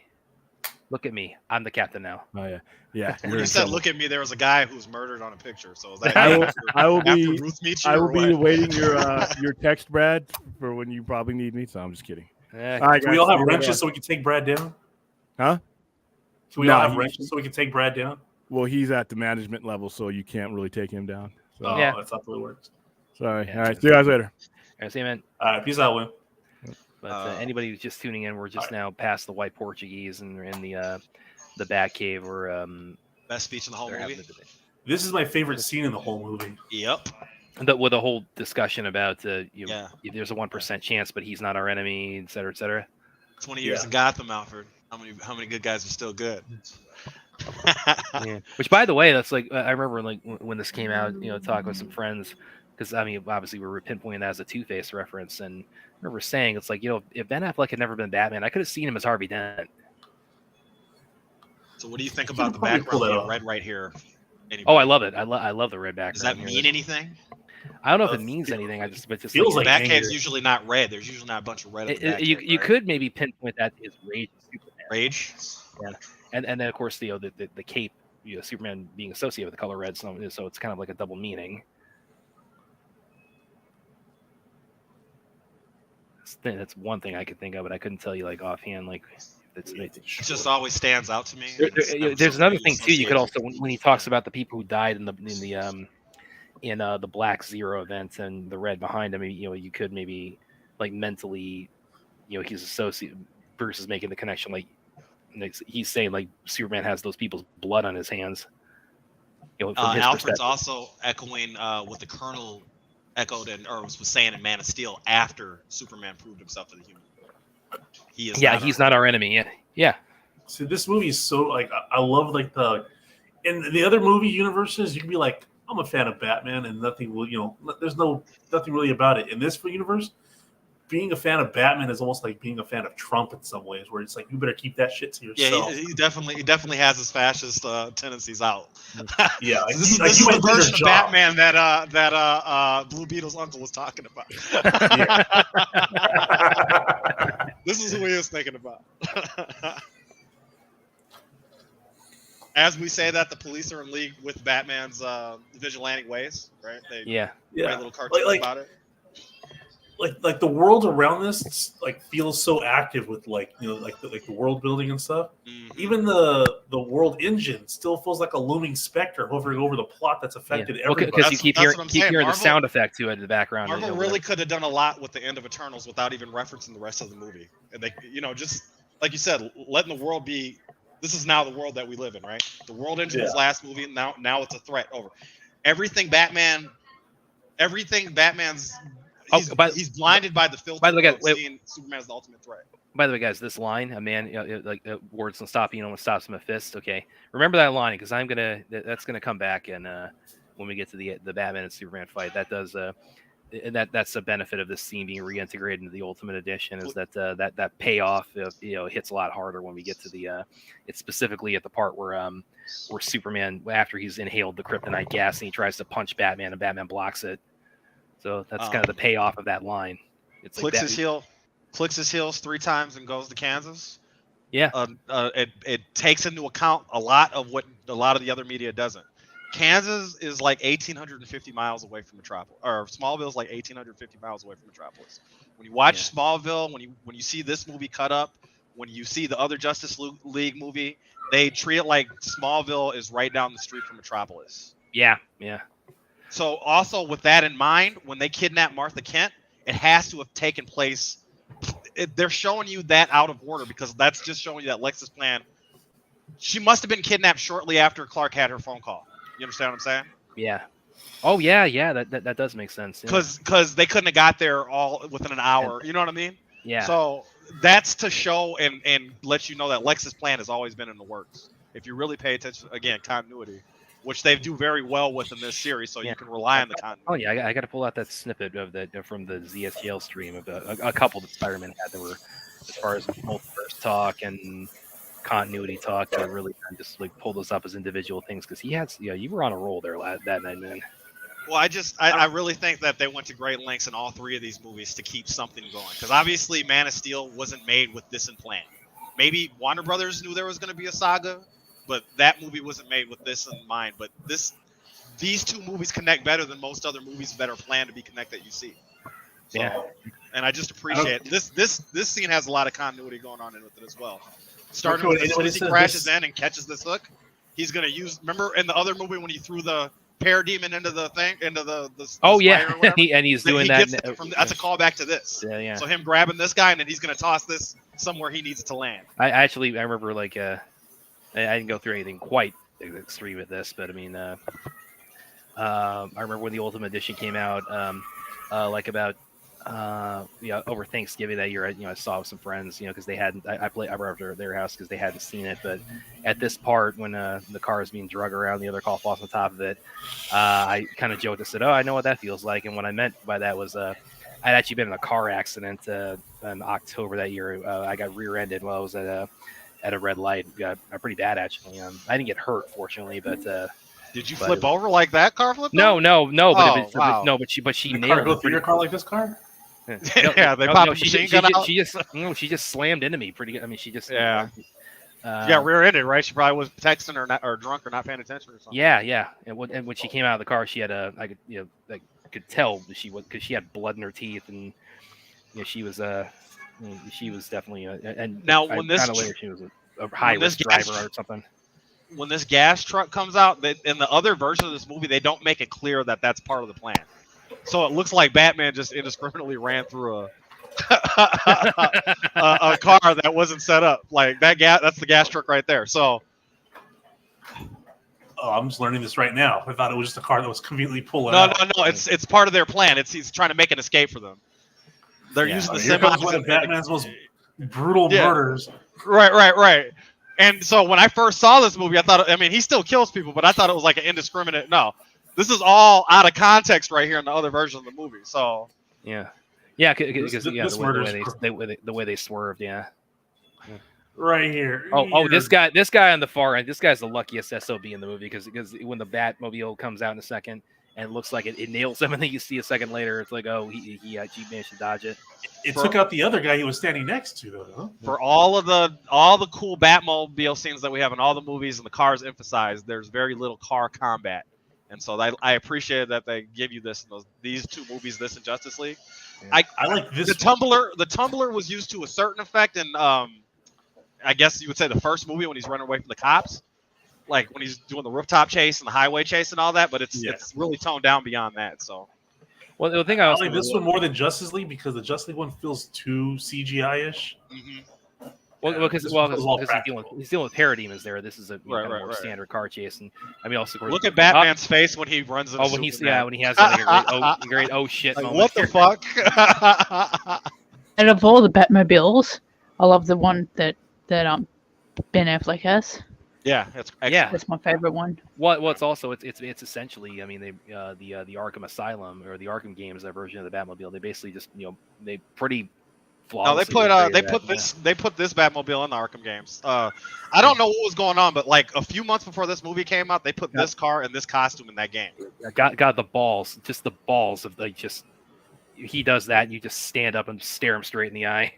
I've seen this Batmobile in person, and this thing is wide. Like it don't fit in car lanes wide. While the Tumbler is like a little chicken McNugget. It's small. Really? So you've seen both of them in person? Yeah, they had all the Batmobiles. I've seen all the Batmobiles. I took the Warner Brothers tour. But the Tumbler was disappointingly tiny. Well, remember in this one he can turn his neck better than he can in Justice League. So pay attention to the differences. But better cowl. But so you said so you couldn't so this Batmobile like the actual car they built for it, like you couldn't drive that out like in normal traffic? No. Okay, it's too big. Okay. I mean, it looks like it would need to be extra wide, right? So it's wide. Yeah. The Tumbler is like a Honda CRX almost in comparison. I love this. You never get Batman just getting in the cave and taking his mask off, going right to the back. They don't do this. Yeah, This is all in the comics. Like right after something fucks up, he goes right to the computer and gets right back out there. Like this is like they get Batman pretty well for a lot of people complaining about this movie. They got the characterization of Bruce Wayne, Lex Luthor, Clark Kent. A lot of people were done pretty well in this movie. Lois's reporter acumen, all that. And he's playing ahead because he's like he shoots that little tracking device thing. Okay, I'm saying he knew it was kind of. He had to figure out where it was going. He needed to scare them to where they he had to get them home faster. You know what I mean? Well, not to the checkpoint. But also, it's like he's thinking like, okay, I'm going to try to get the kryptonite now, but if they do get away, it's like this is my backup plan. There you go. There's a couple of good shots when Lex first gets when he sees this. There's a good shot that really just like shows his devious nature. Like Eisenberg really acted that well, and then there's another one when it's like the sprinklers are going on his face and everything is going his way without him saying as much. So when Batman steals the shit, when he steals the kryptonite, he's very satisfied without saying so. It's really well done. Yeah. And then I like this scene right here. This is I know Ford talks about Larry Fong a lot. I don't know if this is what you have in mind when you see it, but I love this shot right here in the rain with This reminds me of Matrix when they take the thing out of his stomach. When they grab Neo to take him to get the bug pulled out of him.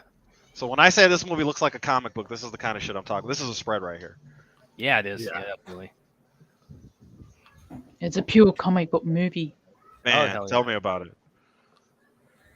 Holly Hunter kills it in this movie. We really haven't been giving her props, but she's a great. And by the way, I had not actually seen The Incredibles until after I saw this, so I didn't know that she was Elastigirl. And actually, I think I saw Incredibles 2 first before the. I just learned that right now. Right. Yeah, she's the voice of Elastigirl in the Incredibles movies. So. And that chunk of rock. James Gunn would probably start playing a Millie song by Lil Wayne. Now remember, he's talking about Icarus getting too close to the sun, right? Yeah. That's him reaching for the sun right there. Also, maybe like the green on his face. Maybe you can like read a little bit of that as like green with envy for the power of the Kryptonian. I see that. Green-eyed monster. So yeah, you have to going back to what you were saying about the timeline of Spider-Man. So yeah, it would have to be right as shortly far- after this. yeah, after that, sometime after this, it's like they arrive in Smallville, they get her, they bring her to Right. the Gotham City. But it's not coming out of nowhere. It's not an ass puller and feasible because we know by being told and shown in this movie, including this scene, Lex has been planning this and keeping tabs on this whole thing, this entire movie. So it's even safe to say that he probably knew Superman was at the house and when he left. Oh yeah, yeah. You know, Superman doesn't realize he's being watched as well or closely as he is. She is, she's being watched just as closely as everybody else. She just got lucky and realized I gotta leave. Yeah, yeah. And, and she still gets caught up, but still, Mercy Graves gets caught. This movie is so well done. Lex Luthor is a great villain in this movie. For all the people that hate on Eisenberg, like this is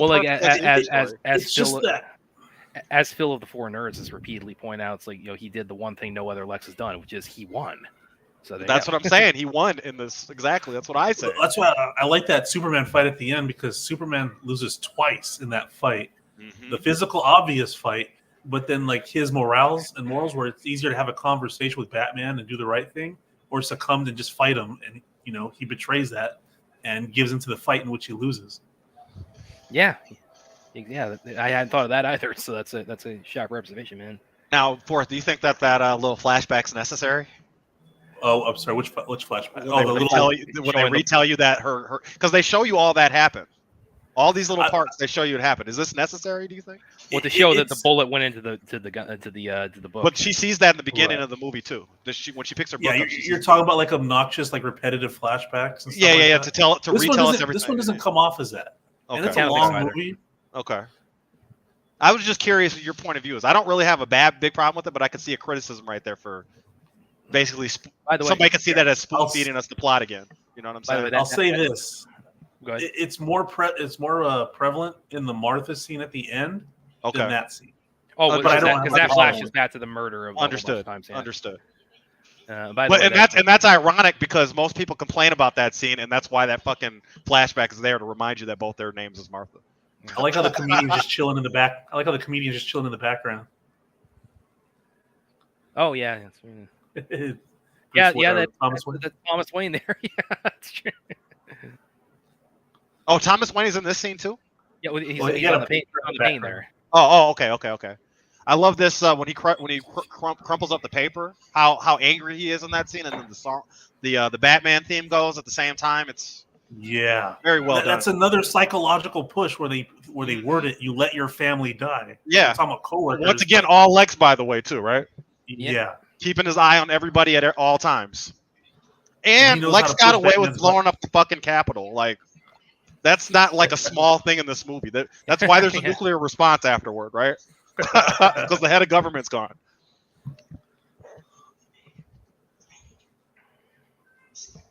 We need William for the nuke scene so he can give us the fucking specs. Damn it. Yeah, they were in outer space, so I think it should be okay as far as like not roasting for yield. Yeah. All these people are dead. They don't even know it. No. Lex was like, you're talking about him planning. It's like, he knows that. He timed this whole like entering the conversation. Everything. When they're talking about like, he knows they know what he's up to. But there's a more obvious version of that Bruce does, so that to show they both plan. Like Bruce paces out his steps for the Superman fight. Lex has been pacing out his steps for this entire movie. Yeah. Just to show, Batman with prep time, but Lex is still the smartest man in the world. I mean, these are little comic book. By the way, Bruce Wayne blind equals blind. That's maybe a little bit of a Daredevil Easter egg to Ben Affleck's Daredevil role. or riddle me this, riddle me that. Who's as blind as the big bad black, or the big bad bat? Jim Carrey's line from Batman Forever. Yep. I love it. Jim Carrey, aka the Joker, as I would say.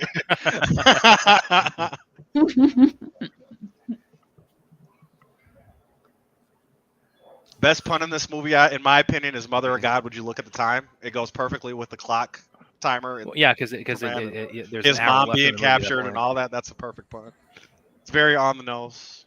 By the way, also, when she's about to get killed here by KGBs, to cover up Lex's plan. This is another.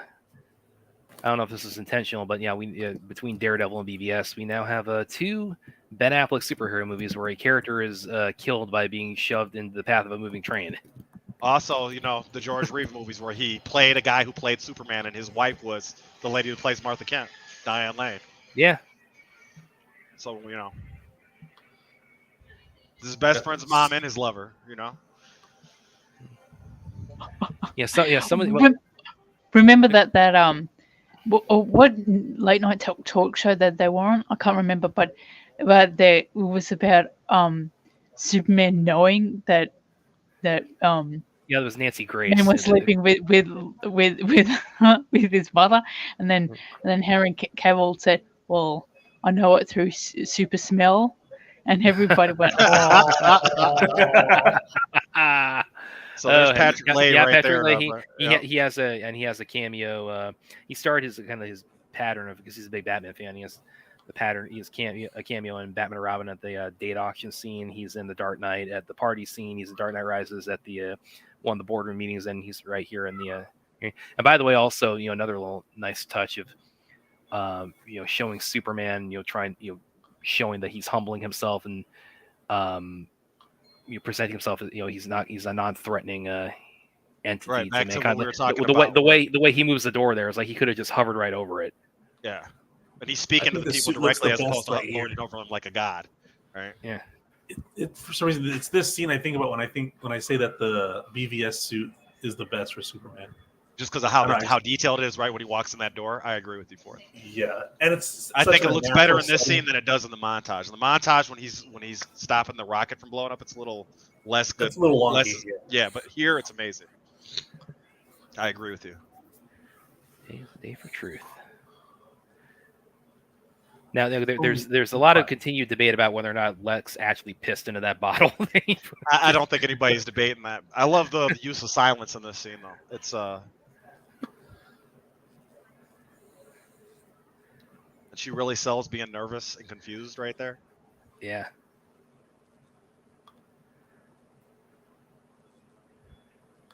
Mercy knew she was dying. Mercy knew. I wonder if she'd feel the heat from the pee in that glass. That would have been an indicator. There's a little steaminess in there. Yeah. A little fogging on the glass there.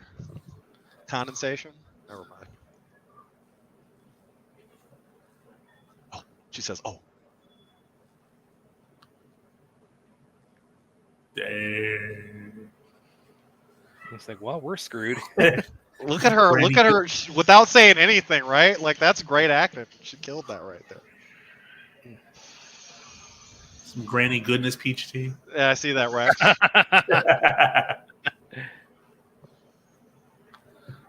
Yeah. Okay. Yeah. So going back to what you were saying, Spider-Man. So she's on her shift here, Right. and then that night, that's when she gets kidnapped. It's got to be around that time, yeah. I love this shot here too of the. And remember, she's spiral working at around the him. diner because she worked at Sears. And Sears got destroyed in the Metropolis or the Smallville. Look at right there. It's just You like let all the your heartbreak on family his die. face, where it's like but not just letting my family die, but it's like I didn't get. I'm just never getting the chance to share my side of the story. Everywhere He's I go. so pissed in this scene for it. And the That's music the worst just thing you goes could ever great. say to Batman. Right. That's the You worst let your thing. family die, and the fact that Lex writes it and just with red and just makes it look like very just like out of Seven or like out of a Joker Saw even. movie. Right. The Joker Yeah. has a history in this world, right? So that would not that he's necessarily referencing, but that level of psychotic killer, This is good too. They added this back into the Ultimate Edition of Superman pulling the people out of the pulling the or body. I don't know how many survivors could have possibly been in there, but he pulls whoever he can out of there. Well, you got to figure just because everybody in that room died, there's probably other people that are injured in the whole building, right? Yeah. Anybody in the immediate like blast zone, it's like they're done. That's like that they're roasted. It was a wheelchair-sized mini bomb, right? So it was. See, to me, this movie is not dark. It's just sincere. Yeah, exactly. But you got to remember what year did this movie come out? What the Marvel movies were popular. They were leading it. They had a whole different tone, and unfortunately, people compare these things. Instead of looking at them in their own light, they're saying, well, they're doing this and they're doing that, and this person's copying that, and they're not telling enough jokes, and Superman's too serious. It's a serious story, but we're not looking at, I'm not, when I say we, I'm not necessarily talking about, I guess, us in the chat here, but we as a Daniel Martin points out that it looks like the Joker, I guess like the style of handwriting. Yeah, I mean, on the oh yeah, suit. that's yeah. Yeah, I that's mean, what I'm saying. Yeah. Imagine if that twist, if it turned out like the Lex actually got the Joker to write those notes. Well, maybe I the Justice League was already being formed. Maybe. I want to see the Lex and Jared Leto team up in Arkham if they were, but they kind of nixed that idea that Lex Luthor just kind of is already escaped from Arkham. But I thought he was going to cross paths with Joker. Maybe the Joker got him out of Arkham. The Joker can come and go as he pleases, more or less, in Arkham. So he's like a phantom. Maybe he did maybe he cut a deal with him that gets the Joker the kryptonite he needed, or at least the location of the extra kryptonite. Because there's only so much kryptonite on Earth, right? Yeah. If we go off of the Suicide Squad, we know that Bloodsport at least has one kryptonite bullet. He even says, Lex says like when they find like the big sample, like among the fishes, we found a whale. Yeah. Don't forget, Lex Luthor can make synthetic kryptonite. Yeah, just don't do it like they did in Superman 3 with Richard Pryor. It's like, and then they'll actually work. But even when it comes to a continuity, as far as all of the atmosphere that they're talking about, that was all condensed atmosphere that created the kryptonite from the World Engine, right? I mean, yeah. Even if they didn't, like I said, they necessarily didn't plan BVS, but they found a great opening to have the kryptonite. They could have had the kryptonite fly in through the portal like they always do with his ship, right? But they didn't do it that way. So, I love that. I like how they alleged to it. Okay. I love that security footage where it's just shows Batman because that's all they need to do. Just all you need is like the batarang, and that's just to show he was there, and that the kryptonite is missing, and there you go. It's like all. But they decided to cut it out of the other version of the movie because it was going to make it better somehow. Not to rain on that parade. I love that shot, but I just never figured Ben Affleck's Batman would move like that. See, I have an opposite feeling because when you get to the warehouse fight, he's using his grapnel gun and his batarangs, and he never uses those in any other movies. The only time Spider-Man. One side note, Spider-Man. Just before this passes, this is the hottest that Amy Adams looks in the scene. Sorry, in the series or the movie? The movie. This is like the best captured. She's gorgeous. You don't think the bathtub is up there though?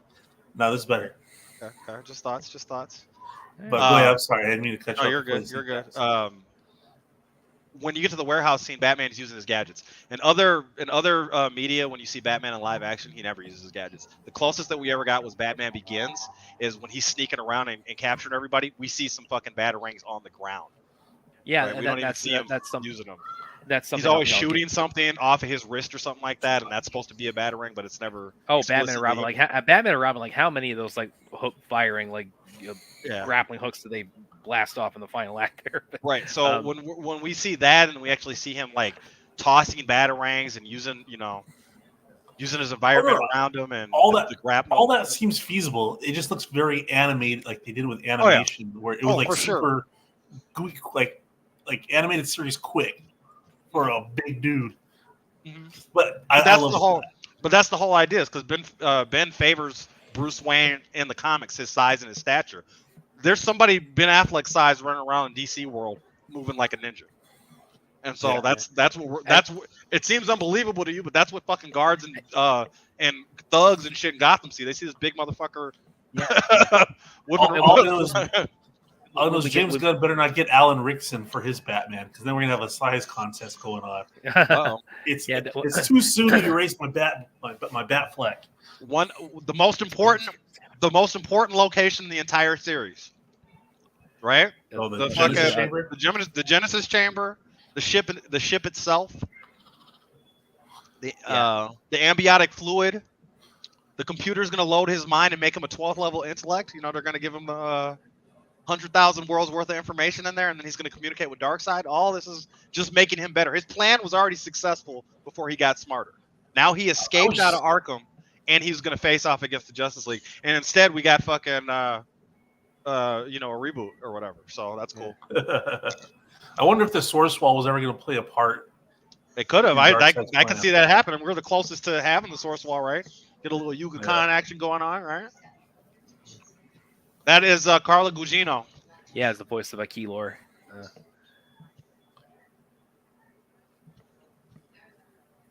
And I love his when he creates. I'll get that more when we get there. But when he creates starts creating Doomsday, like his response to saying, "Oh, you can't do this." It's like, yeah, well, I'm going to do it anyway. So this whole little montage right here, the song touches on everybody's themes. We see all the Justice League. We see a little This is bit of how I Wonder get ready. Woman action. We got a This little is how I get ready in the Batman morning prep. before a stream. Oh yeah. So this is how I prep for a stream. No, this is William before the stream. This is how he gets hyped up before he does the Sci-Fi Center. Why are you gonna take that away from me? Oh, I'm sorry. This was I took this Look away at from that! you. Look at that! I'm sorry. Chin up and he's got weight strapped around his. Yeah, Ben Affleck just went all out, getting into shape. I thought everybody works out like that, Brian. Yeah. But Oh, man. I thought everybody's got a little CrossFit gym in their house. Well, but Bruce Wayne is he's got 10 because he's rich. So. I got to get a pump in before I debate William. You know. Actually, the thing also I really dug too about in creating like the little kryptonite, like little gas pellets for to fight the lead kryptonite. PB is yeah, lead, yeah, right? yeah. So Superman couldn't see through them so easily. So But the thing it still I like act as a smoke. It still could act as a smoke bomb like Batman would use. But the thing I loved about that too. The thing I loved about that too was the fact that they brought kryptonite into the Batman and Superman fight in a way where it's like it's not just Batman just holding up this rock and just or pulling it out of his belt or something. Yeah, where it's like he's using it in a way where it's like it's an equalizer. It's not like a trump card. It brings strength and endurance wise. It brings Superman. It puts them on equal footing. But there's still at that point, Batman still has to. Okay, I still have to actually defeat him. So it's like that was because kryptonite when you use it like that, just use it. Just I'm holding up the rock. June 22nd, 2015. Lex has her on camera. So his plan was at least going on that long, right? And this movie takes place in 2016 or late 2015, right? So but he was on it. Lex was on it. They show you. They tell you. They tell you. I mean, they show you. They don't tell you as much. I mean, this is telling. This is telling you the Justice League's coming, but. Now, do you think they should have saved all the Justice League scenes for the end of the movie, or? I think it fits kind of better here than it does later on, honestly. Oh yeah, I agree. It gets you pumped. Yeah. Oh, that. Yeah. I mean, when she shows up, that's just like that's a great. And then, of course, a year later, when Wonder Woman comes out. And it shows that scene of the photograph being taken. I turn around to Ashley, I saw the movie with, and I say, I said something to the effect of, so like imagine like Wonder Woman thinking like, oh yeah, by the way, that photograph is gonna, Bruce, I got to tell you about that story about the photograph and what I was doing right before that when I took out I basically ended the war single-handedly.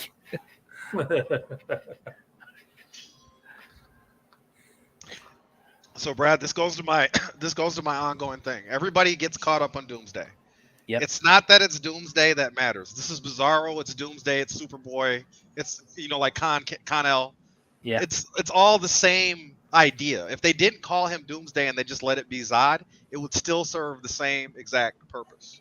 I think that of course you have the Death of Superman element in there. I think this movie, what it does with the Death of Superman is better than the comic because the Death of Superman. That's something I'll agree with William. It's not a good comic. It's not great like everybody likes to make it to be. There's some iconic scenery in it, but it's not that great of a story. This does that story better. But even if it's not that story, this is Bizarro. If you don't want to call it Doomsday, call it Bizarro. Call it Superboy under Lex Luthor's control. It serves the same exact purpose in any event. It's a name only that people get caught up because they think that they were robbed a full version of that particular story, which was never going to happen. And like I said, you got a better version of that story in this movie. And by the way, the other thing about that too is like after all the consternation about the destruction of Man of Steel, like if you wanted like a 1-to-1 death of Superman, that story involves them fighting each other like halfway across the country. So, are you asking for more destruction? India and back, or the Indian Ocean and back. Yeah. By the way, I was just going to point out earlier at the Capitol hearing that you see a little bit of that here. Like a lot of those signs, some of those protesters are holding up. Some of them look kind of inspired by like a lot of the signs that you would see like when like Westboro Baptist Church would like do their protests at soldiers' funerals, and a lot of the rhetoric is very like God does not approve of Superman. Okay, Daniel Martin. I I got another one for you. picked that up too. Hey, Yeah, Brad, yeah. can you pull up Daniel Martin's last comment here? Yeah. Let's see. Or they complain Doomsday isn't his full spiky form. All right, Daniel. So in the comic book, when Doomsday first lands, he's in a containment suit. It's all green, right? Yeah. And as he's fighting the Justice League, he's ripping it off. When this Doomsday is getting nuked, he's going to start ripping his skin off like the containment suit. When Wonder Woman cuts his arm off and he takes other certain injuries, his body recovers with the bone protrusions. So theoretically, if the fight would have continued going on and on and on, he would have resembled the Doomsday from the comic book anyway. Because he starts out the same way. It's just he looks like the cave troll, like they always say from Lord of the Rings. But that's really supposed to be the containment suit without it actually being a suit, right? So, I mean, this is more comic accurate than a lot of people are giving it credit to being. You know what I mean? So This feels like a scene from Seven. yeah. Oh, when he's going in, yeah, he. But this would have been literally went off Lex the deep end. making it look this way. Oh right? yeah, that's true. So he probably didn't go. That Wallace much didn't off do the deep this. end. Lex did this to make it seem like this guy was a lone wolf terrorist, right? Well, because I remember when I first saw BBS, and like I mean, this scene wasn't in there in the theatrical cut, but like leading up to you know, when Superman and Lex have their meeting scene, I was thinking at that point that Lex's plan was he was going to trick Superman into thinking the Batman planted that bomb, and that's how he was going to get them to fight. But yeah, because he's got that would have been fixed by a conversation at some point. And yeah, exactly. So he's even got when they talk in this, it's still not fully clear what Lex done. If Lois wasn't doing her job as well as she was doing it, then Lex would have got away with this shit because he still won, like we say. But yeah, he would have got away for two or more for that meddling journalist. Yeah. That's what I said. Lois as a reporter is better in this movie than the first. She pushes the plot forward to get us to Superman's story in the other movie, and there's a reason why she's in the central of things. But in this, she's the one that's solving the underlying conflict, right? Yeah. Independently, she doesn't need Superman. She literally leaves Metropolis and goes to DC without Superman, right?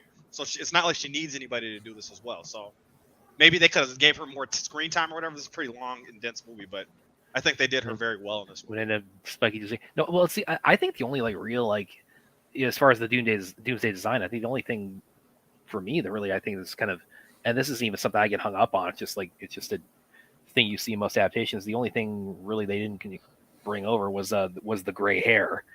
You know, Doomsday's even that might have happened if the fight would have kept going on. Maybe Zod. Yeah, exactly. Yeah. So, but it's not something. I mean, it's not something I got hung up on. You know. So right. Oh yeah. So what do you think, Fourth? What do you think about this scene? How do you interpret this scene? The meeting with Jonathan Kent. Is this a flashback of a story that his father previously told him, or what are we experiencing here?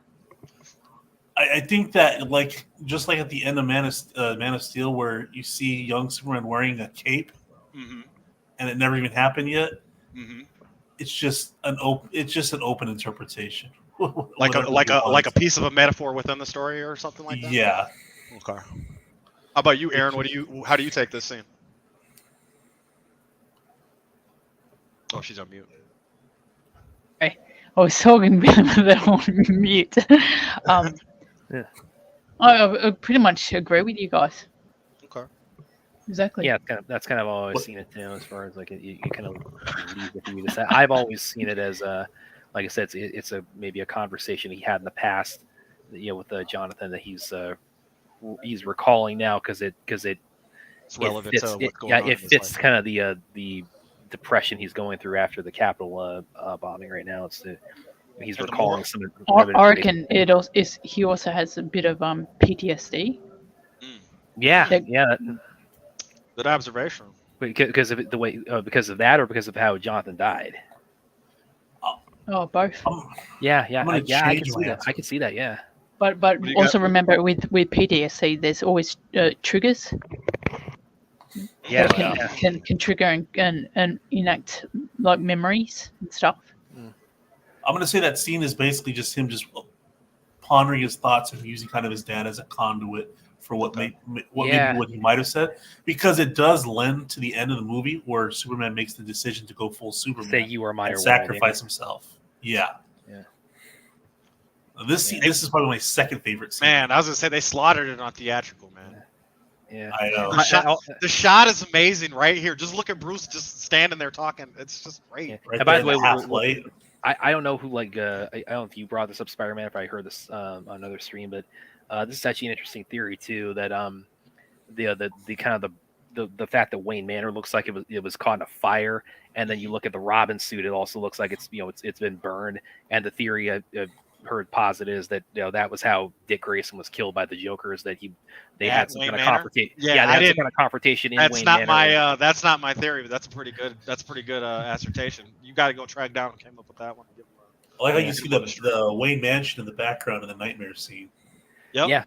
No. If I ever get to talk to Zach, I'll ask him that, and he'll probably do his whole thing about. Well, I mean, I don't want to spoil anything, so I'll just keep that in wraps. Yeah, he's mastered the art of answering without giving answers. Yeah. Yes. A fan's favorite director. That's how you got to do it, right? Yeah. So you think Just ask him about stuff about the raid.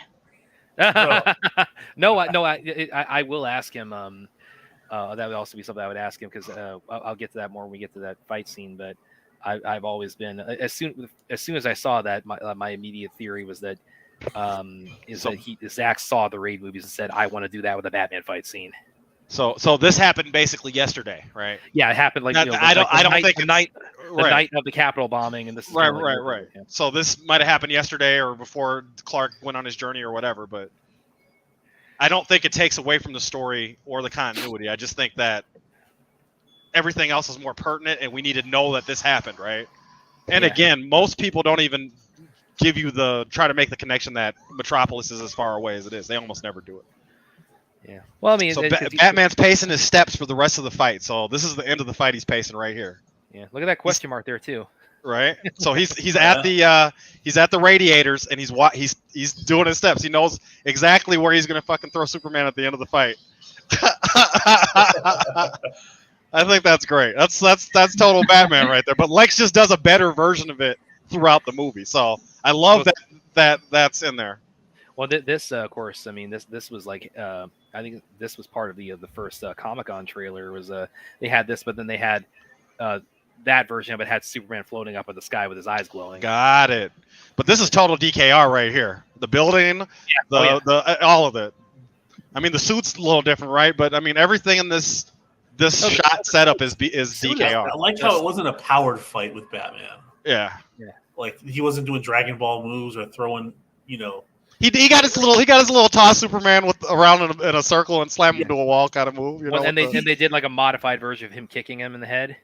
Yeah. Okay, so this song playing in the background that we hear, it's going to get said later. Collins or KG Beast is going to say it later to Martha Kent. Yeah, but he quotes this song that's playing in the background. Anthony has a good one here. Was there a comic Batman vs Superman is based off, or was this? No, it's basically BVS is basically DKR, the Death of Superman. Yeah, that's the simplest way to put it is those are the two comic stories. And there's a little Man of Steel, John Byrne Man of Steel in there with Clark or with Lex Luthor, just a little bit. To the Dark Knight Returns. And don't forget there's elements of the cartoon in this movie. Yeah. The what? Yeah. Oh, the cartoon, the cartoon movie. Okay. Did you ever watch it? I think it's been a minute for me, but I know the one you're talking about. But and of course, obviously, Source Material. It's also based on the Raid. and Injustice. Yeah, there's the concept of the nightmare. Injustice is not that strong of a story for us. I think the game is better than the movie, but the comic book of the story leading up to Injustice is a far better story. Look at how tall that building is. It's like what building is that? Like one of the LexCorp buildings. I know, but what building is it in real life? Do you know? Do you know what the landmark is? I couldn't tell you. No, I mean, you said this is Detroit that we're in right now in real life. Well, yeah, this may not where they filmed it. Yeah, so I couldn't. I mean, this may not be Detroit. Okay. Yeah, it might not actually be an actual proper building. It could be just CGI. Yeah, or even on set somewhere. Look at that too. When Lex puts his hands on his hips and the way that kind of the way his jacket underneath kind of crinkles, and look at what it kind of forms there. He does it again when he's talking to Superman in here. I think people are getting carried away. I don't know if Snyder planned that one.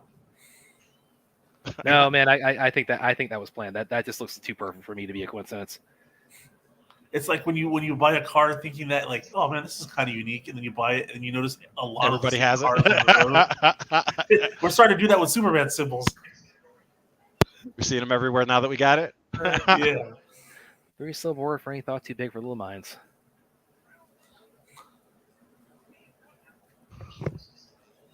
Yeah, this is another thing you're talking about, Spidey, about his planning, because it's like he had to know Superman was close enough by for his Superman Evidenced by the fact that the fact that he's going to shove her off of the top of a skyscraper. Right. And, But this is all evidenced by the fact that the drone was about to strike the building and the hostage taker or the leader was taking Lois. All of that was preempted in the movie. We've seen it already, right? All right, I have a problem right here though. He should say something to her. He doesn't say anything. You're talking about when he puts her down on the ground? Yeah, just something like I don't like something corny, like a cheesy Superman Lois line, right? No, nothing cheesy. Just like something like. Okay, I'll be right back. I'm gonna get the jerk who just tried to kill you. Yeah, I mean, it doesn't have to be cheesy or nothing, but just something. He's too much of an inanimate object. Got you. Now, when we see it again, he's gonna have a little more emotion when he talks about. So he starts out up high, and then he ends up bowing at the end of this scene. Yeah. Whoa, do we have problems up here? I mean, that's the obvious metaphor, right? But yeah. I love the cape flow in this scene. I know there's other stuff going on here, but the light composition and the cape flow is excellent. No. Zach, he does a cape. He probably does better cape porn than anyone I've ever seen. So I think I heard Joseph Daniel Forth is a fan of the small talk, says Daniel Martin. Oh, I heard Superman only has like 38 lines in this whole movie. Well, that was the theatrical cut. They established that, but of course he has. Anthony Manzano said the LexCorp building is a Chrysler building. Oh, it is? Okay. Well, that's in New York, though. Doesn't say that's in New York. Are you talking about the what is it called? The Hancock building in Chicago? John Hancock building, the old Sears Tower? Yeah, it might be one he was referring to.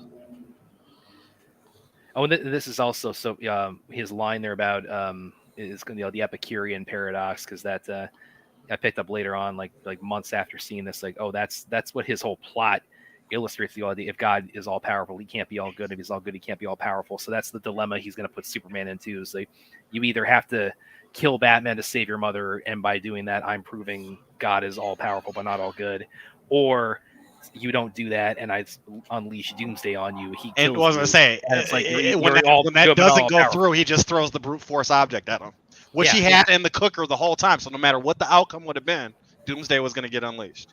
Yeah. Great plan. Like, he wins no matter what. It really is a good fucking Lex Luthor, man. I can't say that enough. Greatest gladiator match in the history of the world. I love that. I love that. I love bringing up that line. I used that when I tweeted that we were going to be doing this watch party, because I love that as the tagline for this movie. I like how they don't really use a lot of studio lighting. I mean, the whole thing's lit, of course, cinematography, but it feels like natural light where let the shadows fall where they may.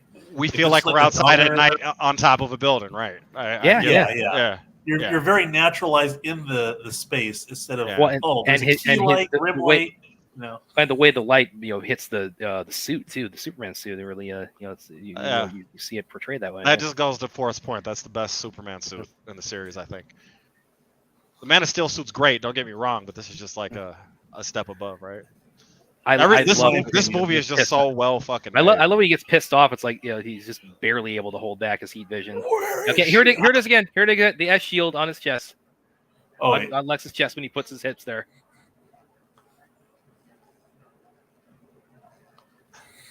I love when he gets his heat vision and they show it, like trying to go through his entire face, and you see the veins and everything, like all the heat build up in there. And the stronger the beam is, the more it has that effect. I think that's something that they really added, because usually Superman, laser eyes, or it'll be like an invisible heat ray or something like that. Yeah, imagine like the plant, because I'd imagine that would be something Zach would have. Well, it's just like if you put your hand on a flashlight, right? You see that. Yeah. But then imagine like final battle with Darkseid, like Zach showing Superman Mega Beams really versus going all full power Superman, just showing his like a hurricane of just fire and what that would look like. Mother of God, would you look at the time? Yeah, and I there's like all the there's pictures of Martha Kent flew away on the helicopter. Now there's just pictures of Martha tied up and gagged all over the city. And his song is the best. It's just Batman's song is great, Superman's song is great, and Lex's song is just excellent. This is a really everybody hated this movie, and this turned the trajectory of what DC became. Right? Yeah. So this is insane. They would have released this full movie, we probably would never had half the we would have been done with the 5-movie arc by now. Yeah. If in fact that was the plan, right? Yeah, If things would have went that way. Which is why life as a DC fan is just so much fun, knowing all that. Yep. Let me ask you: if you have a Justice League and Flash is on your team, do you take Flash into battle with you, or do you just kind of keep him at home as like a reboot option? No, you got to bring Flash, man. You got to bring him. That's I mean, your wild card. you kind of still even at this point, you're still getting shorted on Flash's full power. Flash is insanely strong and fast, dude. Like, yeah, the Flash is faster than Superman. Yeah. But if I have that reboot card at home, I'm like, stay your ass home in case we lose. Do your thing. Yeah. Well, yeah, but you don't need to keep him on the side. But you got Martian Manhunter. You got people that can save him in a fucking last second kind of thing. Now you don't need to keep Flash on the sideline for that option to be viable either. It's like that because he can do both, right? Right. Yeah. He can get off the battlefield just as. But Fourth doesn't want him to get stabbed. Dilemma. Yeah, I don't. If I get stabbed, hey Flash, do a redo. My freaking pinky. But if Flash gets stabbed, it's over. That's what Fourth is really saying, right? Flash trips, if he trips like he did a couple of times in Justice League, then we're all fucked. If I stub my toe in battle, I want Flash to do a redo. Brad, which one of you guys? But you've changed the whole universe when you do that, Fourth. That's so fucking selfish. I don't care. This is the whole point of Flashpoint, right? Yeah, that's true. Let me go ahead and read this. Brad, which one of you guys was asking which landmark they were basing the Task Corps building off of, even though it looks like Detroit's. He meant LexCorp, I think. I think he meant LexCorp. It probably autocorrected and on him. Also, if Zach had continued, do you think he would have done his version of the Krypton show? Because I think there could have been. I think it could have been tied into it, but I mean, again, I think his intent, as far as like him actually what he was directing, it was always again it was the 5-part arc. It was the even jail 1 through 3. Even to bridge those two things, I think that you not to take anything away from the Krypton show, but I think they show you all that you need to see of Krypton in the beginning of Man of Steel to then kick the story forward. Yeah, right? I agree. I reckon that Krypton show should have been like a mini series or something. Yeah. That would probably would have worked for it. Okay, now we're getting, of course, her riffs in the background before she gets her full scene are still good. It's just obviously not as good as the song, but there's a lot of build up in her music. The music, Hans Zimmer and Junkie XL killed this fucking soundtrack. Oh yeah. This movie is there's a lot of good stuff on a lot of different levels. Yeah. I can meet Fourth in the middle on this one, Fourth. I know you're not as big of a Justice League fan as I am, but I'll meet you in the middle on this one. This movie's excellent. Yeah, because our Flash. I think actually that was also Zach making a cameo there as the cashier. Okay, I know he's Batman in the next couple of scenes coming up here, but when he pumps the grenade launcher. I love this too, and then Aquaman coming out of the wreck of the Titanic. And first so you see his eyes glowing there. Yeah, we got to ask William what UUV means for the drone up in the right hand corner. It was also perfect too that they used Wonder Woman's theme for like finding the other metahumans, because it does add like a little bit of like a kind of like discovering there's more with her specifically, right? Like it's like a pulling back the curtain kind of theme they're adding to it. It's not that I don't like Justice League. This movie I understand. It just a religious experience, and then you compare it to a movie that's just really good, then it's like, of course, really good is going to be a step down from a. Yeah, I don't think that you hate Justice League either. I think that our viewpoints are different, why we appreciate the movies, and I think that we meet in the middle right here. You see, that's what I think. Because to me, I appreciate just the continuity, the fact that it's a comic book movie with the type of continuity it has, and all three of them, to me is amazing, because you just don't get that. And Joe Morton, you gotta stop playing around with technology, dude. So, but I don't disagree with you on most of the points that you make about this movie at all, Forth. I think this movie's fucking amazing, and every time you watch it, it gets a little bit better, I think. So, again, yeah. So I appreciate being able to watch it with you guys, because you guys have been showing me little things I haven't even considered yet either. So Even with Aaron bringing up the PTSD element. Yeah, Sorry to interrupt. Sorry. I think this is the end of a 3-part arc where Perry knows that Clark Kent is Superman, or the second part of a 3-part. Yeah. I think that you're right. If you want to look at the way he looks at the newspaper at the end, it's like, come on. About the newspaper about. Well, he just him making these exceptions at the time that he's making the exceptions, it makes things pretty obvious, I guess, with Forth's point. Yeah.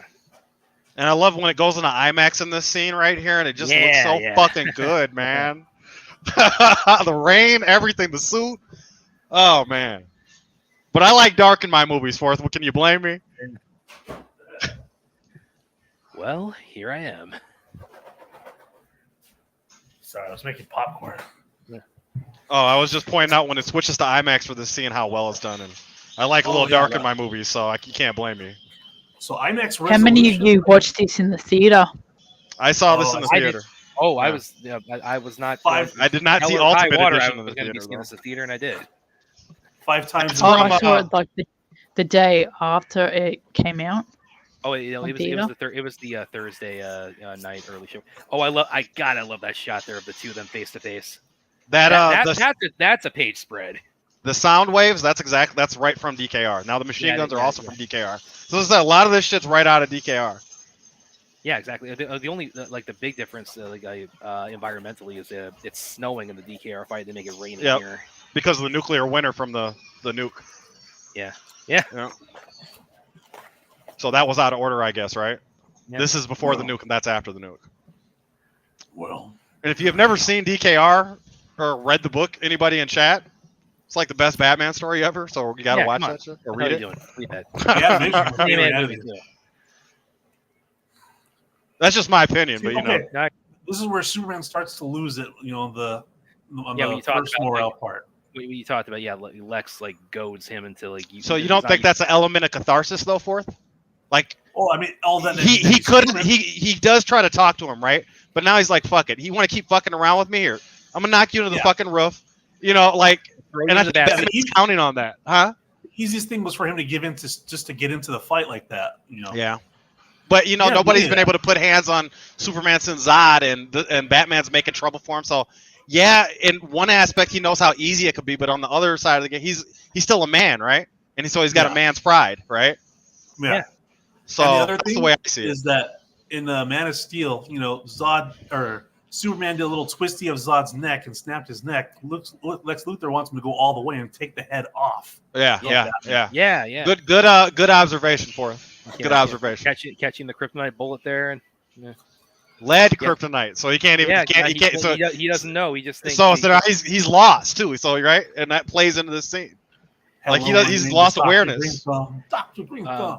But so going in, what I was saying a little bit ago about the whole thing about words don't stop him, a fist stops him, and again, what Forth was saying, it's like Superman, he's succumbed to that impulse where it's like, okay, I got to resort to violence, but men are brave. Doesn't work this time. So that's the payoff to that line. Yeah, and this is again.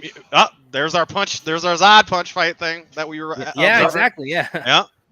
And then men are brave. Of course, that gets called back to at the end of the movie when he regrets having killed Superman. But I love the connection.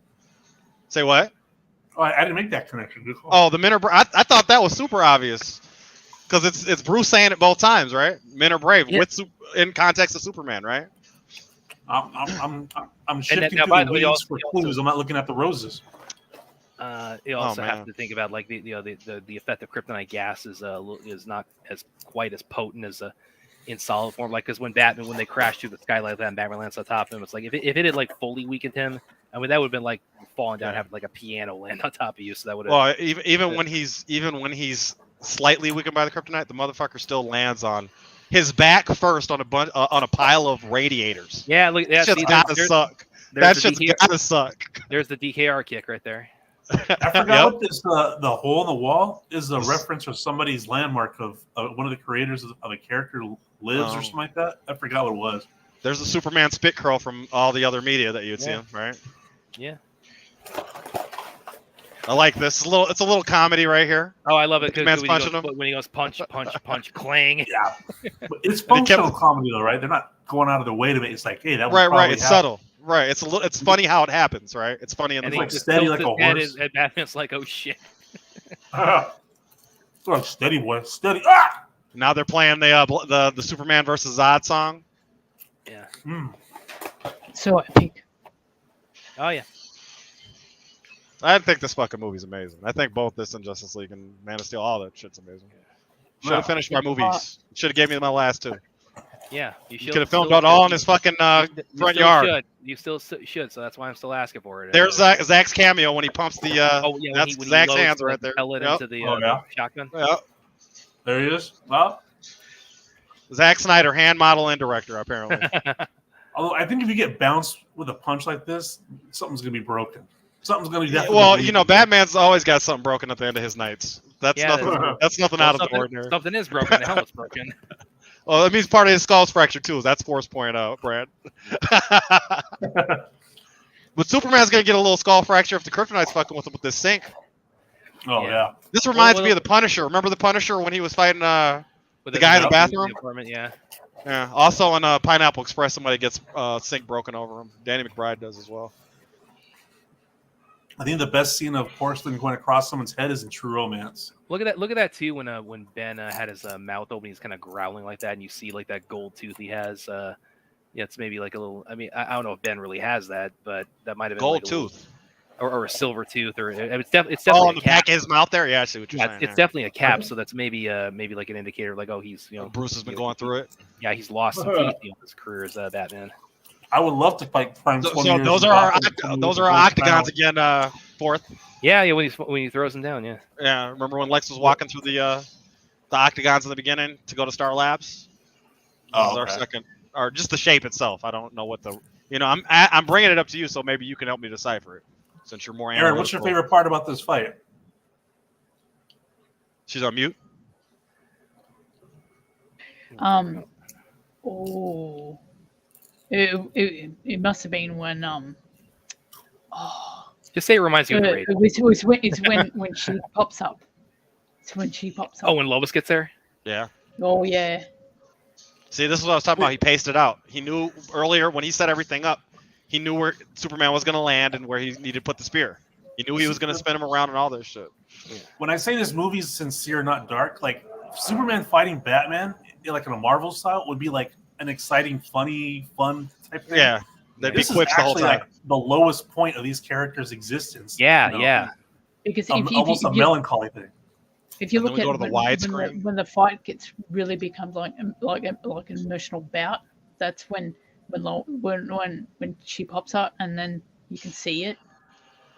See the Yeah. emotion in the fight. Like Yeah. when you talk Remember about the flowers?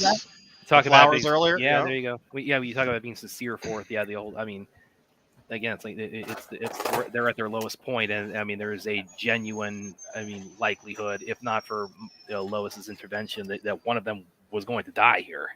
So Yeah. fourth, I got something for you here before they get to the Martha part. Yeah, because we definitely got to use- talk about the they Martha use- part. They use Lois very smartly right here, fourth. Instead of saying, "Oh, we got to go back and do this," Bruce knows that he has to get the fucking spear, right? But Lois also knows they have to get the spear. So instead of having a back and forth who explained who to what, everybody was there, and Lois had enough sense to go back and try to get the spear after she's the one that threw it away. I think that's smart because in other movies they wouldn't explain that, and that would be a plot hole, or they would take the time to over-explain it. And here Right. here it is. See, Lois would have done that in like the comics or even in the cartoons. So it's more true to the character. Oh yeah, 100%. Here it is. Yeah. Here it is. The moment that broke everyone's brain is the Martha moment. Find him, save Martha. And I don't think it ever got pointed out that that's both their mom. I don't think they brought that up in the comics much or anything before. Yeah, So, yeah, I think that's unique. I think that's part of the reason why maybe the It came to a surprise. to people the because, polarizing nature is that it really didn't occur. Well, in a on lot of that- comics, their names are Ma and Pa Kent. So there's Yeah, part exactly. of that is most people might not know that his mom's name is Martha. And So, then yeah, like I can half hear the that people the- in DC's mom's name is Martha, and that when these people got invented. So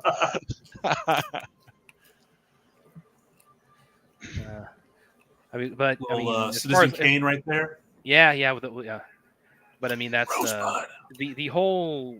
I mean, everyone's got their own like reading of it. I mean, the way Now, I've always read it is like Lois does this again in Zack Snyder's Justice League, but opposite ends. She saves Batman from Superman at the last second.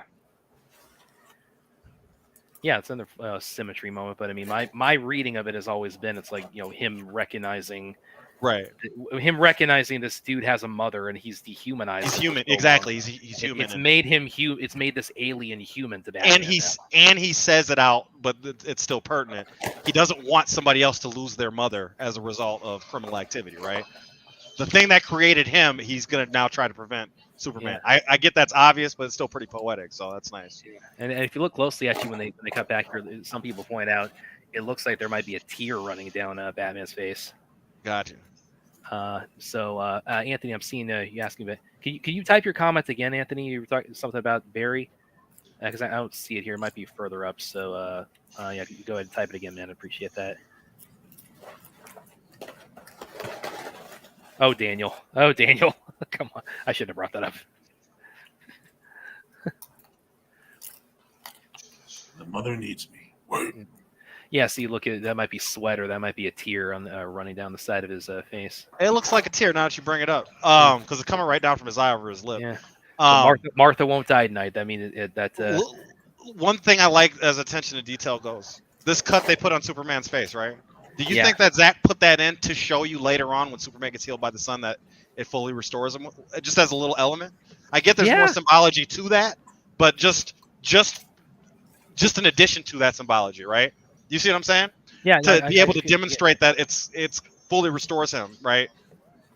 Just a little something I thought about. Not as important as the actual symbology that it represents. So okay, now I gotta bring this up before we get to the fight scene that we all know what I'm gonna go gaga over about here. But Anthony Panel, I like Barry, but if I were the Justice League, I would have left him. I would have been like Batman, and I would have brought him. He's like the second most powerful person on the team. You got to bring him. At the end of the world, you got to bring the Flash, dude. You got to bring the Flash to the end of the world with you. If you got the Flash, you got to bring him. Well, I get what you're saying about impulsive, reactionary, and but also these, it's like it's Bruce recognize. It's not just that he has the the super he's fastest man alive, but also he recognizes the potential that this kid has for heroism, because it's almost like it's almost like he sees like another Robin in Barry. Well, yeah, this is a Bruce post Bat family, right? Yes, I am going to go nuts in a second here. He's getting there. He's taking the Batwing there. I mean, by the way, I would just never take a car. Say what, Fourth? So if I had a Batwing, I would just never take a car. Sometimes you gotta hook one car into another car and throw it through a fucking fuel truck. Can't do that from the airplane, buddy. That's a cool design for the Batwing too. And in the other movie, he brought the car on the plane. Remember? Yeah. Yeah. So he brought the plane and brought the car. Batman always comes prepared. And of course, the plane had to get a new plane because Doomsday fucks the plane up in this movie. Right? Okay. So it's about to happen. The greatest Batman movie fight scene. Best bat fight they ever put to fucking film. And I don't think like the fight scenes in the Batman or the Flash with the Keaton's Batman, I don't think those would be as good if you hadn't had this set the table for it, because this set a new standard for it's like you got Batman in a movie. It's like he's got to be a warrior. He's like if they played the Arkham games, then they might have. Oh yeah. Obviously, Zack played the Arkham games to get this fight going. Yeah. Okay, come on, Bruce, explode through the floor for me. Here we go. Let's go. Which is also a reference to DKR. There we go. And yeah, like as you mentioned, Spidey, I do like also that they integrate it.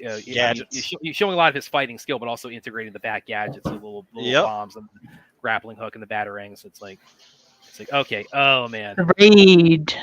No, okay, but anybody, Aaron, I know you've seen the Raid, and anybody in the chat, okay, yep. Just tell me, just watch this fight and tell me this does not evoke the feel of the Raid movies to you.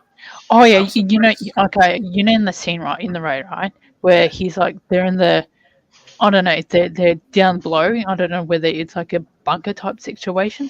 How would they have all the like drug equipment and stuff. it reminds you of that scene in that particular area.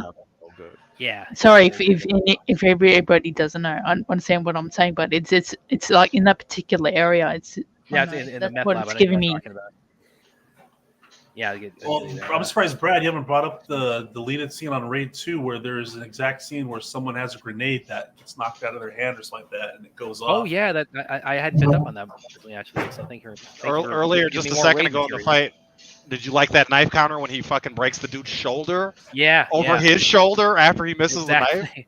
By That's the way, beautiful. This is also guys right here. This dude right here, that's Lateef Crowder. If you weren't aware that he's kind of well known as being like the kind of he's been like the Tekken movie and Protector with Tony Jaa and the Speed of Fruit. Scott Adkins. He's known as being like the kind of the world's Hollywood's like preeminent like capoeira guy, and he's pretty awesome. The guy that stabbed Batman here is Samantha Wynn's ex-husband. Yeah, he's a stuntman too. I love that. I love that knee he does in the ground there too. That is so because again, we haven't until this time. Batman's like fighting skill just had not been done justice until he slams it through the wall. I love that shit so much. And just I love the image of Batman coming at the dude with the knife and up in the just air. scowls at him. It's like now at the end when you're a god to you, dude. When he jabs the guy at the end, he looks like a buff Adam West looking Batman. The cowl. Yeah, that's you and Drogo's story that you've been working on. This is total DKR right here with the mutants, right? When he gets the gun and I believe you. When he bursts through the wall like that. The mutants were taking a rich kid hostage in DKR. Oh yeah. For the Batman. I believe you. It looks like the suit is sweating here, right?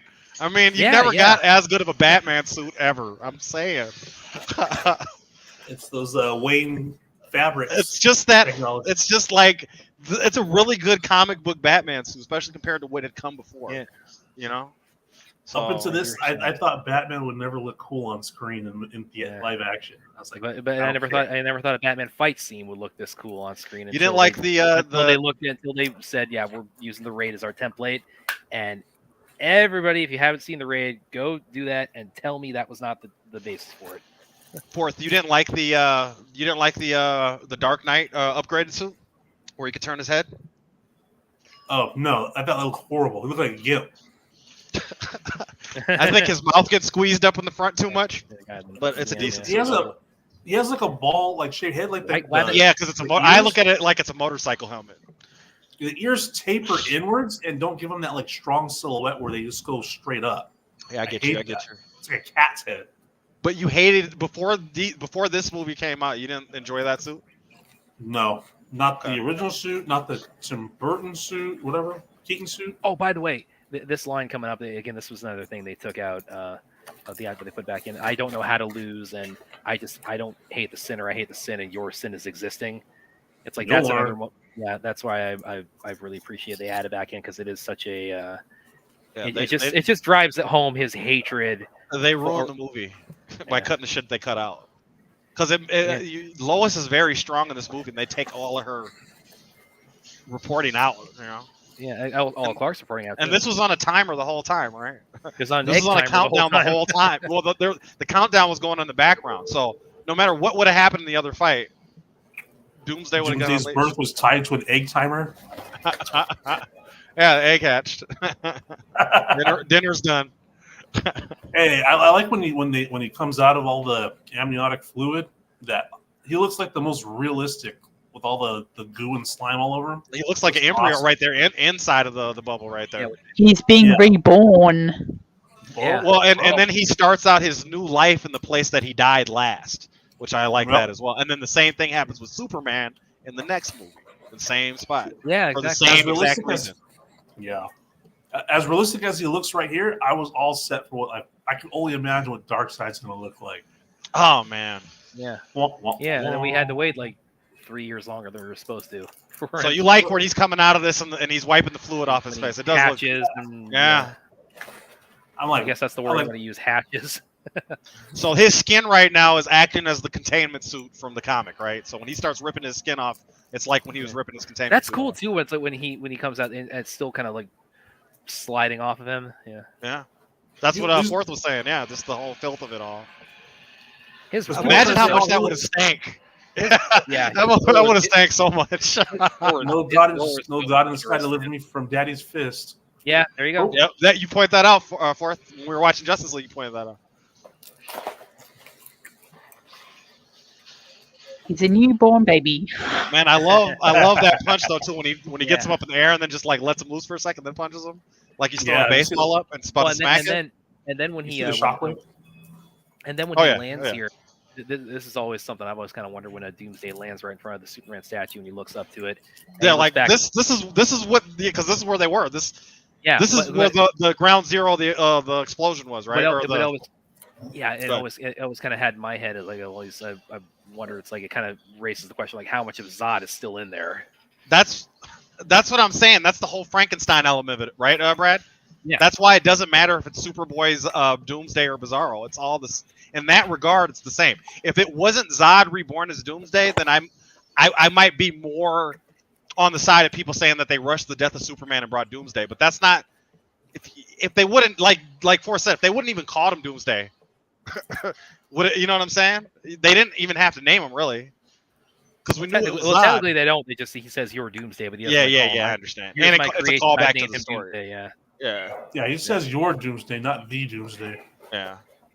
But, yeah. And some people, question like, why don't he just throw him in outer space? It's not. Well, there you go. Perfectly framed. In a framed. couple minutes here. Yeah, and he threw him in outer space in the other movie when they fought too. But and Doomsday also flies. Yeah. And I love this look from Martha as she's waving at Batman. Over. Yeah. She's a stand just like us. Oh yeah. This is our advertisement. It was slick. By the Turkish Airlines advertisement. Now also, and now this of course wasn't enough to ruin the movie for me, but by any stretch, but it was the kind of thing where it's like I was rolling my eyes, but not at the movie, but more like at like the what led to this in the movie. All like every time they mention during this fight, it's like, okay, they're downtown, but everybody. Yeah. It was showing an awareness. I think that's a little blunt, too blunt, right? Yeah. But it's a response to everybody complaining the other time, so. Yeah, so it's a sad state of affairs, really, that people complain about it so much they would respond to it in the movie. Yeah. Like seeing it in the theater, I was kind of going like, okay, they gotta like pat people. They gotta give people reassurance. Okay, whatever. So can you pull up Daniel Martin's second to last comment he has on there? This is a point I like to make right here. This trilogy. This trilogy. So Daniel, what I would always say to counter what you're saying, it would be like this whole series would be like if Darth Vader revealed that he was the father of Luke, and then they cut the movies off. Exactly. That's what really happened. We didn't get the rest of the Empire Strikes Back and Return of the Jedi. We got cut off right at the climax of Empire Strikes Back. Exactly. Would the airplane stewardess call her out by name? Yeah, she called her Miss Prince. Yeah. She called her Miss Prince. Yep. I don't know. They know everybody's name on the plane? Well, they got these things called tickets for it. You might be surprised if they actually have your name on it. It was already. Okay. Yeah. By the way, also, if anybody wasn't aware, the voice of the president, that's actually Patrick Wilson. Patrick Wilson, Ocean Master. Yeah, and Night Owl. Yeah. And Night Owl, yes. If we're going by our Snyder Watch Along series, that's the Night Owl from a couple weeks ago. Night Owl. This might be a weird ass question. What's that? Oh, go for it. Like with Zod, right? Mm-hmm. Doomsday. What happened to his genitals? They're inside the containment suit. His containment skin was still covered. He has a containment fig leaf. Well, that's why in the comics and animation, it's like he starts with a containment suit, but it's like the Hulk, where it's like it gets torn up, but he still has his pants on. Well, now we need a hashtag. Make Doomsday anatomically correct. Hashtag make Doomsday. He looks like a freaking Ken doll. Yeah. So when Superman punches him at the impact points, you got to see that Doomsday is changing colors because he's absorbing the energy and getting stronger. So we see it when he gets nuked, but when Superman was punching him, he was actually lighting up too. Yeah, it was either make Doomsday a eunuch or like you have to really like film him only for the waist up. Maybe not everything grew, proportionally. Maybe they're still there. They're just human sized still. Gorilla style. Hey, this is the second time in a row that Batman had a nuke go off in front of him in the last two Batman movies that you see. DKR or Dark Knight, not DKR, The Dark Knight Rises in this. I've never called him that DKR.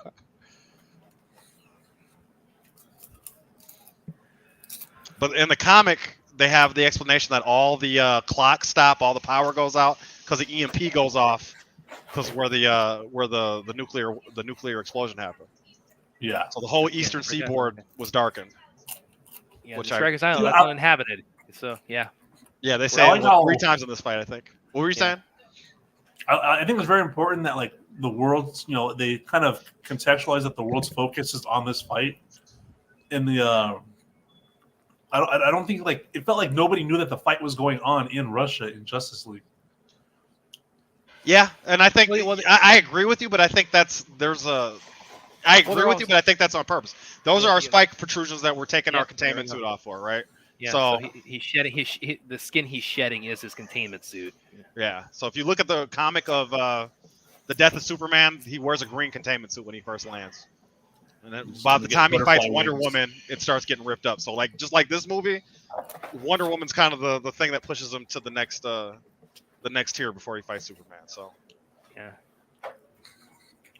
This is straight out of DKR as well, Yeah, right? yeah. After the nuke goes when he off. gets nuked, and then the being in direct sunlight, regenerates him. He's deceased. Although he was still injured when he got back to fight Batman in the comic. Yeah. Otherwise, he would have destroyed Batman.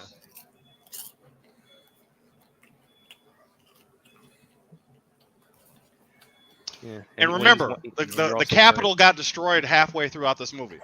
So Yeah. the U.S. shooting a nuke off to either destroy Superman or Doomsday, that's beyond a crisis at this point, right? Yeah. So we've got our head of government destroyed, and our most powerful weapon didn't do shit. So what does that put the United States government? And again, this starts out with a drone, and you know what I'm saying, and a CIA operation, and you know what I'm saying. So it all escalates, right? Man of Steel ended with a drone, right? Yep, exactly. I love how they contextualize, like they set up the danger, right? Like, oh, the target's still moving, none of our weapons can kill it, or it's unkillable. And then they cut to the next shot of just Batman's plane flying in, the most mere mortal person to get as close into the danger. Is your greatest hope at this point, right? Yeah. That island, by the way, that's the island that they fight Steppenwolf. That's under that when Aquaman saves them in Justice League, it's under that island. It's the same area. That's true. Wow. Yeah, again, continuity. Spider-Man always there to call it out, and all the symmetry of it all. When Superman comes back and knocks him into the fucking the fuel tanks, I think that shit's awesome. I wish that fight would have been like 2 minutes longer. Superman was putting in work. But he was putting in work on Doomsday, and then they had to stop the fight, like right when he was about to, he had to go save Lois. He just went from Tyler Hoechlin Superman back to Henry Cavill Superman. Oh, come on. Come on, fourth. All right, here's our Aquaman like Tyler. jump. Aquaman does the same jump. They use this effect over in Justice League when he the surf. The this is parademon surf. And by the way, this is the Batman. The Batman also has probably, in my opinion, one of the best oh shit moments in the movie. I mean, this is like one of the best action scenes in the whole saga, right? Oh yeah. Oh yeah. And then the fucking song. And when she comes down. Oh, if they wouldn't have ruined this shit, dude. Oh, man. When she comes down, I thought that was Superman at first. My mom's never seen any previews, and she came in halfway through this movie, but she was blown away by it when she saw Wonder Woman. She doesn't like any of this shit, but she thought that was great. I went to the squeal in the theater as soon as Wonder Woman showed up. She kicks like Superman. Then he just this is like great. I hate the word synergy, but it was great synergy in this part. I stood up and cheered when the her theme kicked in and they showed her with her bracelets together. That was a cheer moment. What about when they just showed her a second ago from a cinematography standpoint? What did you think about those shots when they just showed her? Just showed her a second ago, just breathing after she let her arms down.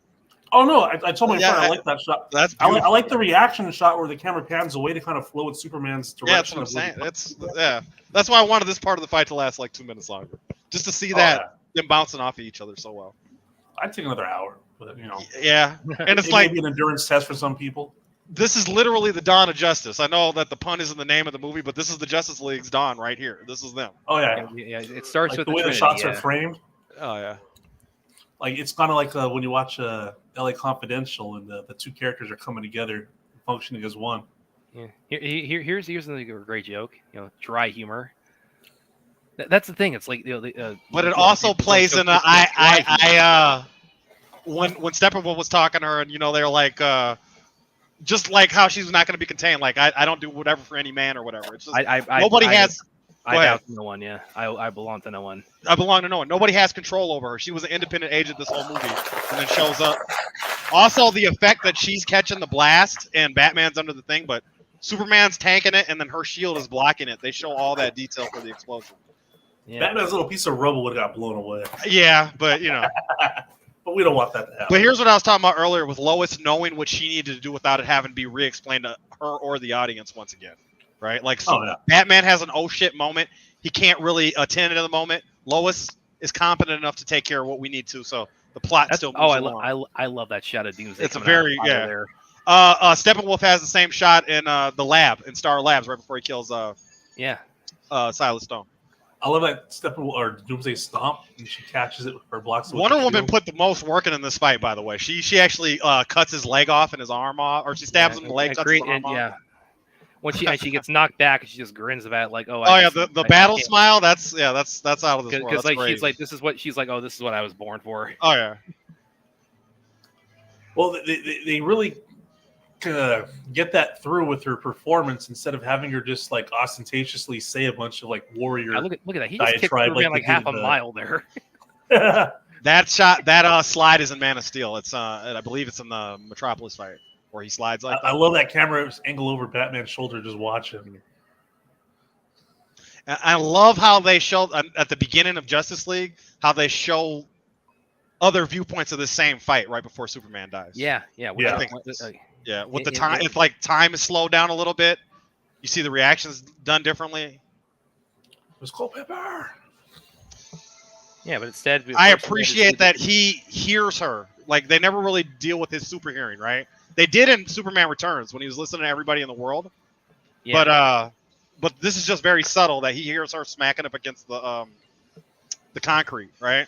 They don't really. And it's coming right after. Again, they're blasting like those two heat rays at each other. It's like that. Yeah. That's what I'm saying. That's why it lasts a little bit longer. So Spider-Man. Supposedly that was still the deleted scene that we never got in this, where Superman goes up top of the world or wherever, goes high in the sky. Okay. And it's just nothing but misery and 911 calls. Oh yeah, because when he got the because when Lex gave him the ultimatum, and at first he tries to use the super hearing to locate Martha, and he was just hearing like all this other stuff going on. That's like he's between a rock and a hard place. Like I gotta save her, but there's also other people in need, and it was gonna be just such a dark moment for him. So it would have expanded that dilemma. He was spreading himself thin. Yeah, exactly. It would have been like, he needs to focus on his family more so than ever than he's need to in his life at that moment. But he's also there, he cares for everybody else. DKR cover. And then our him grabbing the grapnel gun. That's something I pointed out to you guys in Zack Snyder's Justice League. Find the parademons. Yeah. Batman needs he needs a superhero to assist. Yeah, I love all the callbacks in these movies though. Just the visual callbacks are nice, even if they're not if they're just obvious ones. We saw our first cross there with the one telephone pole, which that's going to be very relevant here in a couple of minutes. Okay. Yeah. If anybody who's by any chance anyone in the chat who hasn't seen BVS before, it's like if you haven't seen the ending, I mean, this ain't the stream for not being watching BVS before. I mean, remember, like there is a reason. There's a reason why they released this movie on Good Friday of 2016.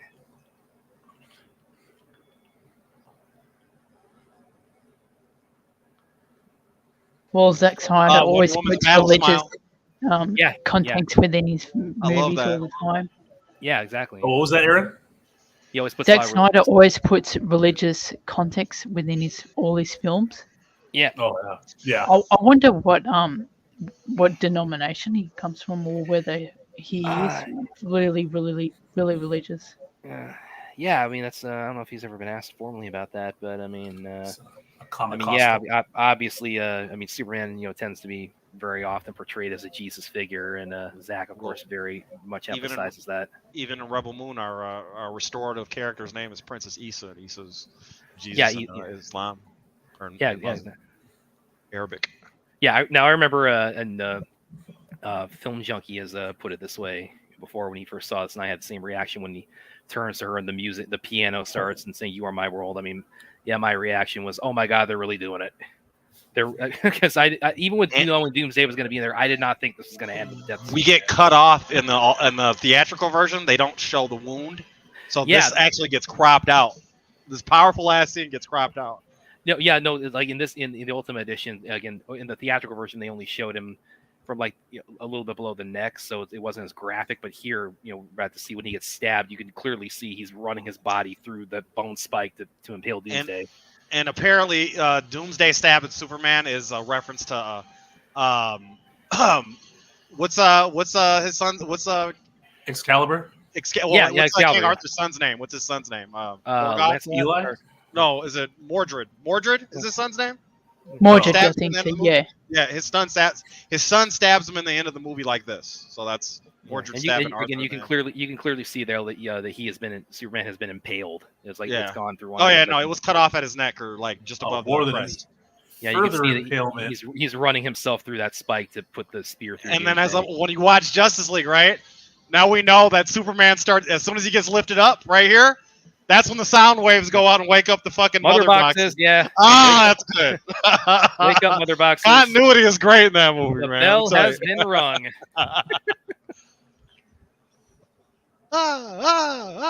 That's all. Oh. Dang. And then when they pick him up, when they pick him up in his cape, I forget what the painting is, but it's a reference to a painting of Jesus. To Jesus being lowered from the cross. Yeah. Yeah. And it's actually, it's interesting too because Zach having a kind of a reputation for being he doesn't pull any punches, and in the action scenes in his movies, and they even in PG-13 ones he's done, they tend to be like borderline R and quite brutal. But I mean, you read the Death of Superman comic. This is like in terms of like the it's better. Physical damage. I mean, he gets stabbed through the chest, but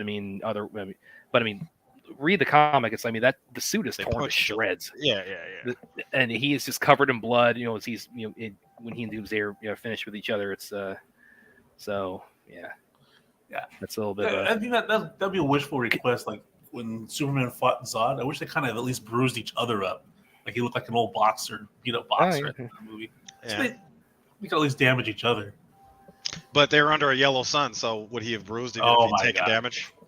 If he's getting healed from a kryptonite cut to the face, then a fucking bruise from a fist direct sunlight immediately. Yeah. I get what you mean though, Fourth. I'm a continuity guy, so I would appreciate that shit a lot. So, but I get what I'm just gonna focus on Amy Adams selling this Death of Superman with her acting, just carrying it. Got a lot of great acting in this movie, man. Got a lot of good everything, and we get cut short. I like this Batman shot where he comes out from under the rubble. Yeah, that's the best shot I think of like Batman today. Is him coming out of the fire there. That's like the first time I think we see him in motion, aside from the on the teaser trailer. Yeah. If it already happened, I'm not sure. Here it is. There it is. Yeah, that's I love that. Dun dun dun dun dun. And think about like a year and a half later, the very next time we would see Superman cinematically, we would see that cell phone video with the mustache face and questions about did you fight a hippo? Chappie's not here with us today, Brad. You don't got to bring that movie up. I wonder if I heard that. I wonder if I even heard that correctly when I first saw it. Like, did he say did he fight a hippo? Yeah. And I try to look in DC lore for hippo characters. Like, is that what was said? Ruth says, "I feel Lois's pain here." Oh, all right. This part right here is when I had like. All right, follow me from where I'm coming from. This Steppenwolf right here gave the whole idea of like cosmic satanic or the demonology. I know what you mean. Stuff. I know what you mean. Yeah. But that's what Apocalypse is, and that is Apocalypse. What you see got conveyed correctly.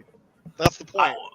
I love what we got in Justice League. I know it sounds like I'm complaining, but when you give the Steppenwolf you see with blue eyes and I was like, oh, he's too humanistic. I kind of want just like. By the way, now what did you think about Predator how would have been my best personification for Steppenwolf? Little words, all actions. What if? What did you think about him once, design wise? What did you think about him once the once the mother box is synced and his eyes turned all blue and shit. What'd you think about that version of his design? Yeah, You didn't think I it was a didn't know little how to more explain demonic, that. a little more possessed? No, it wasn't demonic. The design is demonic, but when you put That's what I'm saying. The design. humanistic eyes- I'm just talking about design wise at that point. Compared to the rest of the Okay. movie, how he looks, Okay. he's possessed like that. Okay, Perry definitely knows here when he picks up the paper and he's reading like Superman died, and also our Clark one Kent's of our, yeah. one of our own also died. It's like, yeah, I mean, come on. But you also see that shit in the comics all the time. I mean, Perry probably knows in the comics too. I mean, you look at see that. shit all the time in the comics when Superman's gone. Where's Clark Kent? There's always a story, a byline about that, or people asking about it. I think the whole funeral scene I think is shot really well. Looks I think I one of the watch parties, pre. And Deborah was in that scene. Who was? Yeah, his wife. Deborah. Yeah. Well, that's what I was getting to is that one of the pre-Snyder Cut release watch parties. I think it was it was the one for BVS. Zach mentioned they were trying to keep like the death of Superman being. They wanted to keep that under wraps. This is part of this movie, so all the everybody attending the funeral, those aren't extras; those are actually crew members, and that's actors from Man of Steel, the people in town, yeah, the priests and stuff in there, and Pete Ross and shit like that. It was Deborah right there.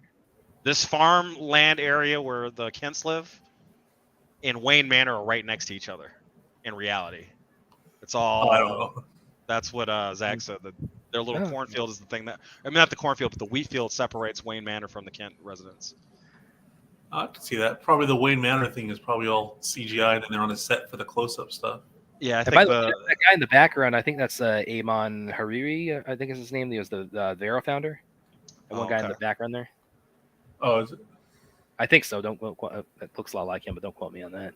This shot with the ring for it. Let me know what you think when it comes up. When she puts the ring in her hand, when the ring gets put in her hand. Oh, okay. I mean, I would say it's all looks great. Yeah, I was gonna say all of it looks.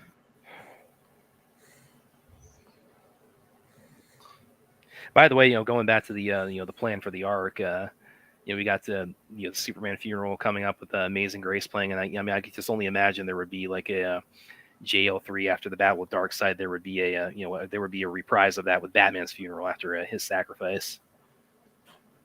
So it's like it would have the coffin that would have the bat emblem on it, and probably by that point it would be public knowledge that Bruce Wayne is Batman. I have to say that the food in the funeral scene looks absolutely delicious. At the end of a 3-hour movie, that's all you can think about is eating too, right? I thought you were going to tell me that was Zach's hand that was picking up the ring. No, I was just pointing out the shot. The shot itself, I think, is really well done. I think the whole funeral is well done, but that especially. The whole really 12. So all this right here, all the cannons going off. It's like, I would the military funeral. It's like I would. Well, Batman actually talks about it. He says they don't know how to. They only know how to bury him other than as a soldier. As a soldier, right? That's my point. It's like the plan. With his sacrifice in JL3, then I would imagine we would get like a full circle with this and then without Batman's funeral. Yeah, do you see the pinhole shot? Yeah, they're using a wide-angle lens that the matte box is probably not wide enough to get. You're seeing the edge of the matte box. Yeah.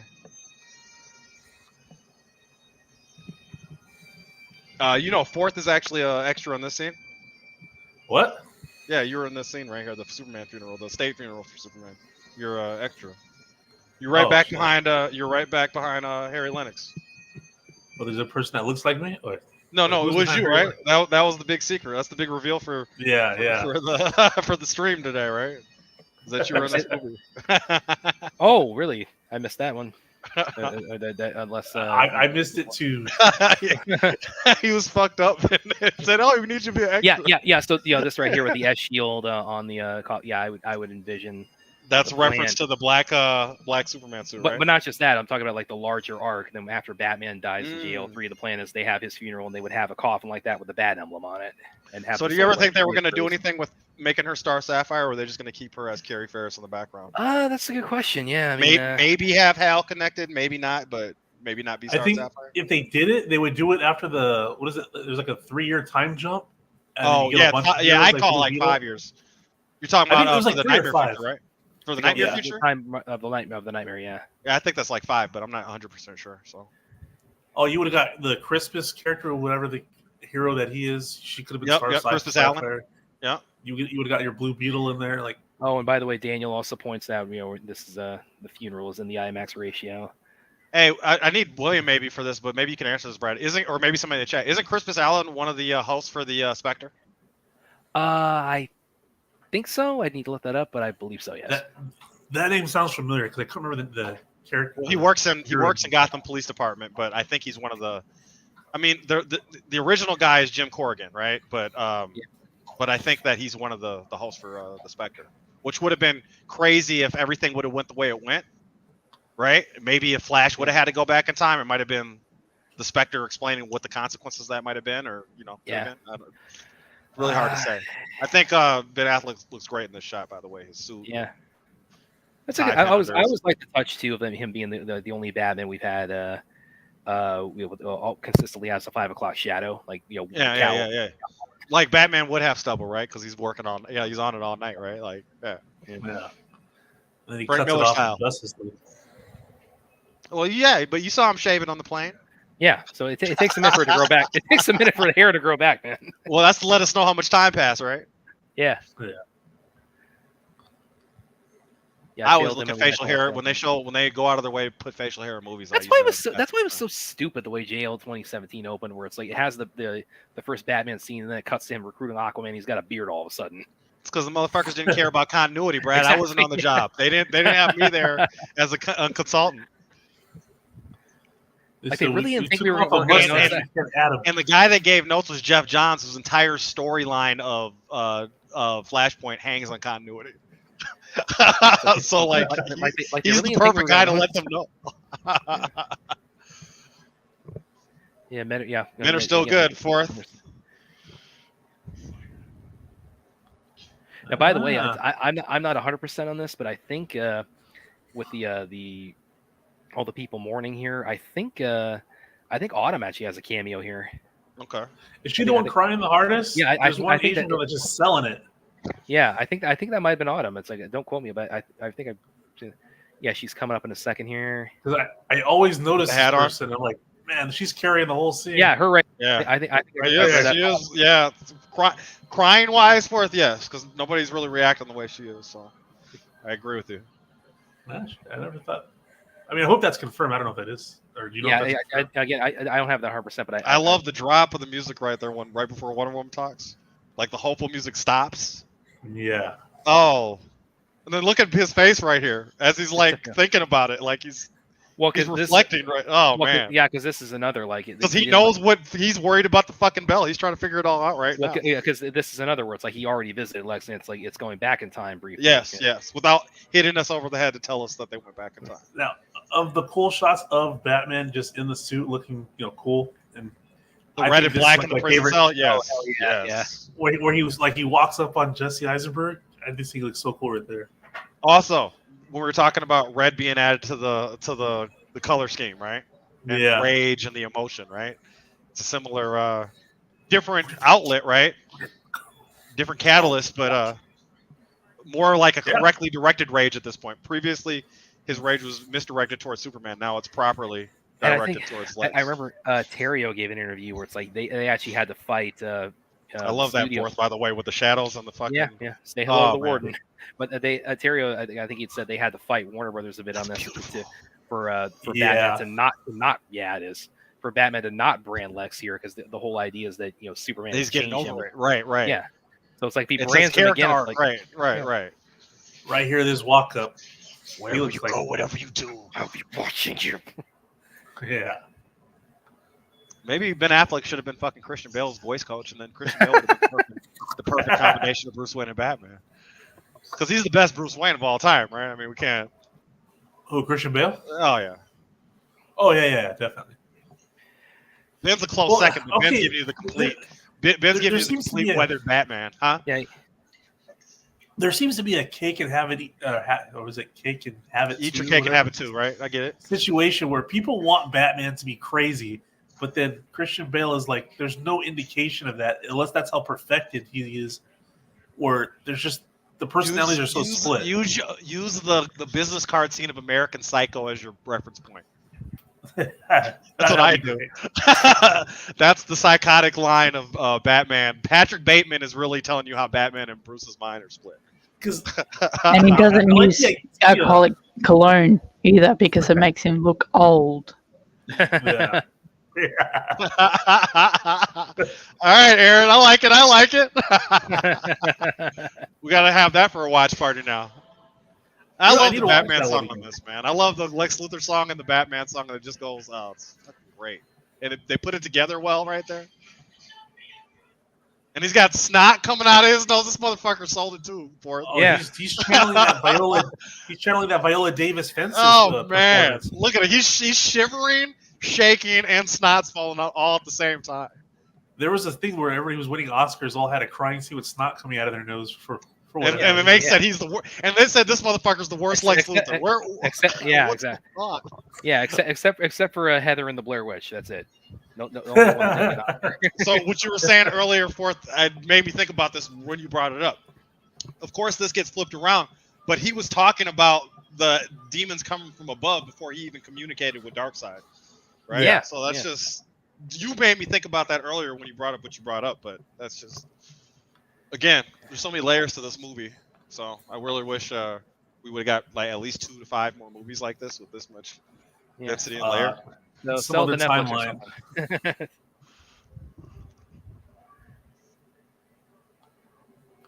And the thing is, like, a lot of people that reacted to an incomplete version of this movie, that theatrical release kind of robbed me of my first impression of this movie. That's what I'm saying. Same here, man. I thought it was really fascinating, but only okay. But when you see this, it's like this is fucking art, man. Yeah, that sounds pretty hyperbolic, but I believe it's high, not high art, but it's art. You know what I'm saying? So, if only most movies failed with this type of ambition, style, and come on now, exactly. If they tried so hard when they failed, it still ended up like this instead of giving us what they give us.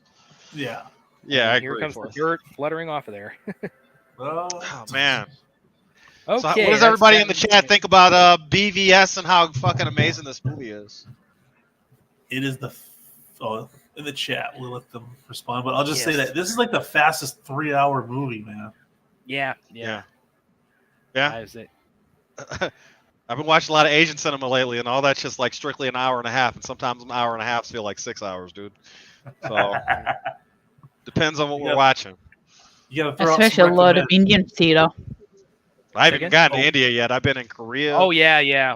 Hong Kong and Japan. So I'm working my way around the world. Which, by the way, speaking of India, it's like around the time BVS came out, this one called Boggy with Tiger Shroff came out, and that also has a very strong Raid influence in it. Yes, I worked in multiple movies being influenced by the Raid in the stream. I am very proud of that. So we start Justice League right up now, or no, I'm just fucking. Well, I'm sure this is going to definitely be a topic. I'm sure a lot of the discussion, debate about BVS will be on the main show tonight. But Ruth, outstanding movie. Yes, I definitely agree. BVS definitely the best of the 3 movies. Yeah, and that's the thing too. Is like once ZSJL came out, it's like I still. There's still ZSJL makes me appreciate this movie more, I think. Yeah. There's still a lot of debate among people. It's like which of the 3 is their favorite, and for me, it's like it's one of those things where it's like there's a strong case for each movie in my opinion. Yeah. It's like how it depends like what my train of thought or the day where Daniel say it's like. I do the 10-hour marathon every time I watch it, with the exception of this time. When we did it on fucking New Year's, instead of watching The Raid with you guys, I watched Man of Steel and BVS, and then I watched. If it had been anything but those, I would have called blasphemy, man. Man. But, well, I seen The Raid, Brad. I seen that movie a few times. I love that movie. Oh yeah.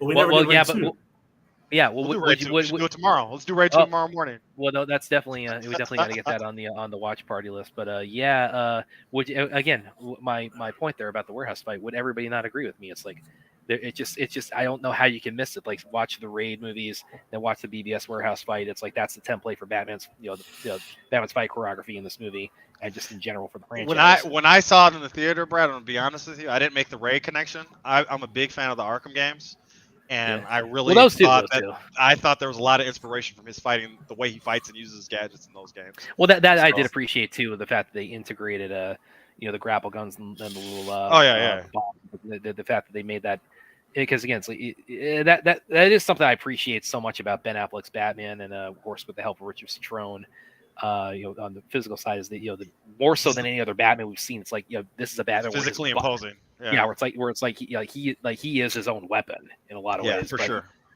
I'm sorry, Brad. I gotta concur. I didn't think about the Raid when I saw that the first time. I was thinking of the Arkham games. Okay, I'm assuming you didn't either, Rare, because you haven't seen the Raid. So Fourth is a man of taste and culture after all, isn't he? Well, I don't play video games. I watch them on YouTube after somebody completes it. Oh, so that's how I go through these games. When I was in my heyday, dude. Like watching me play Arkham's like watching Batman out in the streets in a comic book somewhere, dude. I just messaged William to see if he wants to. I just messaged William. The movie just wrapped up. If he wants to jump in before quick discussion, wrestling starts. Where's he? On a hot date or what? Yeah, he's hanging out with his wrestler. You bring out the leather jacket again or what? Great watching and listening. Everyone's commentary makes the movies we watch so much more interesting. Yes, I agree. Of course, like which Zack Snyder of his filmography, because of course we've tied this into AFSP, which by the way, this is a charity stream, and same for the by the way, can you pull that? Are you able to pull that up while you're talking about it? Let me go ahead and pull that up. So yeah, if you guys if you're able to, please consider a donation to our AFSP charity drive. Where of course our next milestone we want to get to is $7,000. Right now we are at $67.50. So let me go ahead and pull that up. By the way, I got to mention this just because she's here. Donut Max Ruth. Thank you for that, Fourth. By the way, you really gave us a lot. Why you got to bring up old stuff? Oh man, hey, I forgot the context of that. I forgot what I said. You just probably. I think you just fucking had a typo, and I ran with it once again, like I did last week with Rourke. Okay, William just told me the match is starting, so I don't think he's going to be able to jump in here and wrap it up. But yeah, we'll definitely see him on the. We missed Larry today. Usually Larry shows up too for this stuff. Yeah. Ruth of course finds that funny. Yes, well we find your new name pretty hilarious, Ruth. So. I think you tried to say don't use something, Ruth, and it ended up being like donut Ruth. So, but yeah, as far of course we've tied this. It started with Rebel Moon, but of course we've tied this really into Zack's entire filmography. We did Zack Snyder's Justice League on New Year's Eve, and now we've also added Watchmen, Dawn of the Dead, BVS to it. I think the only of his filmography, the ones we haven't done watch parties for yet are 300. We haven't done Owls of Ga'Hoole, Man of Steel, and Sucker and Punch. and also we did one for Army of the Dead too. Yep. So so you just kind of wait for William to let me know which one will be next, because we've got all that. A second, we got like Man of Steel and the 300 movies, and then the Gould. Yeah, Owls of Ga'Hoole, and then Sucker Punch. Yeah. So wait for William to. We're all out of continuity as far as the sequence of each one from one to the other. So Ruth memorialized what the mistake was. Brad, if you want to pull that up. Okay. Let's see. Don't you have the whole story? The whole story is in the next few comments. Don't you have Max Ruth? That's where it started. Do you have Max Ruth equals Donut Max Ruth? Yeah, okay. That's where it all came from. Then Donut, and then we horse out Word. I mean, come on. Maybe they should name that after they go through their 80th merger. Warner Brothers and somebody else. They should rename Donut it. Max Ruth. Donut Max Ruth. Yeah, Donut. They got to give her royalties for that one, though.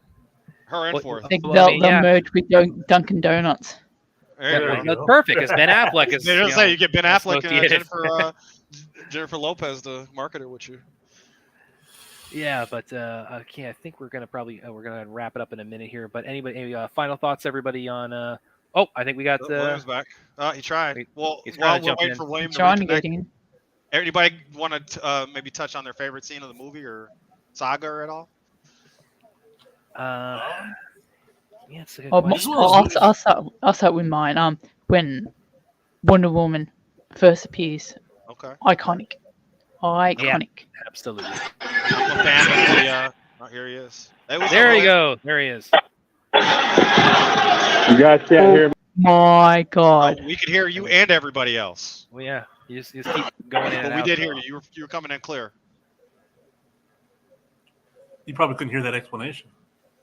Yeah. I would say my favorite scene in the movie, I'd probably agree with what you said earlier, is the Batcaves, the second Batcave scene with Bruce and Alfred when he's right before he says 14 hours. You know, how many 1%. 20 years of Gotham, how many good guys are still good? That whole deal, I love that. Yeah. Yeah. My favorite. This movie is just like a montage of just great moments like stacked one after another. And it's almost pretty hard to find like your favorite scene because just like if you're watching this casually and you had to go somewhere at a certain time, you're like, okay, wait, let me just watch this part. You ain't leaving. Okay, You're not leaving. You're gonna be late. Yeah. Yeah, you're gonna be late. Ruth pointed out her scene was the face-off between Batman and Superman. Yeah, well, because of course, been waiting to see that since childhood. And as for me, yeah, what could possibly be my favorite part of this movie? I don't know. I might have to sleep on that. Okay, well, let us know. Anybody guess? Anybody got any theories what my favorite part is? Maybe when Alfred's chopping the wood, right? Oh no, yeah, that was. I mean, in all seriousness, I mean, obviously, the Batman warehouse fight. That's I can't even begin to like estimate how many times I've watched that at this point. It's Batman kicking ass like I'd always wanted to see him. But I also really dig the Must There Be a Superman montage. Okay. Because you have the contrast of like he's being perceived as either this demon or this god, and his own mindset of I'm just a guy trying to do the right thing. I also, like I was saying earlier, I think how they used Diana sparingly in this 3-hour movie to then bring it to a head in the end was done very smart. Instead of trying to do a whole introduction of the character within the movie, just to make it more bloated, I think that that was a nice touch how they included her. Once again, if they wouldn't have ruined this in marketing, I think this would have been there would have been a lot of real nice pleasant surprises in this movie. Sorry, William. Yeah, he also just messaged me to say it. So yeah, he could hear us, but it's like he just wanted to stop and say hi for me. What's your favorite scene, William? Yeah, what's your favorite scene? In the comments. What's your favorite scene? And Daniel agrees with you, Brad. He's got 2 comments. I guess the crew called it the Save Martha scene. He said warehouse on replay. Yeah. Oh hell yeah, warehouse on replay. Because again, I don't think this movie is overbloated at all. I think this movie has. That's what I'm saying. Under anybody else's direction, I think they could have lost control of what kind of beast this movie was. But I think Zach wields it and weaves it perfectly. When I saw this in theaters, I said, okay, before they even mentioned that 30 minutes was cut, like something feels wrong because Zach's more of like a fluid filmmaker, can weave narratives and stuff just based off Watchmen alone and any other movie that he's made. So it felt like there was something wrong. And I think he contained it and, orchestrated it very, very well. This shit's a masterpiece, man. Yeah, I agree. Yeah, that's I mean, I really dug the theatrical cut when I first saw it. I mean, I do stand by my feelings at the time for it, but I've always said it's like I can't unsee what was added to it within the Ultimate Edition. So it's like that has been my default version. Yeah, I mean, you have to at this point. I mean, just like Justice League, you don't sit there and watch Justice League. And that's a much more extreme case, of course. Like now that's tantamount to a whole. Yeah, I guess it's not just like, but yeah, I get you. But yeah, I don't know anybody got in the chat got any of their favorite moments? Because I'm gonna go ahead, because Williams, unfortunately can't jump back in, so I guess we're gonna have to wait to see him until the main Saturday night stream. So why don't while we're waiting on people in the chat to come up with this is our event too. This is not just Williams' event. He's not even fucking here right now. So why don't we decide what the next Zack Snyder watch along will be? And I think 300 would be a good kind of palate cleanser. Yeah, William, if you're watching, I guess I don't know. Does everybody feel good about that? About 300 going next? Because he's just gonna say fuck Spidey anyway. So I say fuck it. What do you guys think, chat? Well, again, we're all out of like synchronicity in terms of like the beginning of his. That's what I'm saying. So have a little palate cleanser in between the saga while we're watching it backwards anyway, right? William's going to declare mutiny. on his own shit. Yes, it does. Yes, it does, Daniel.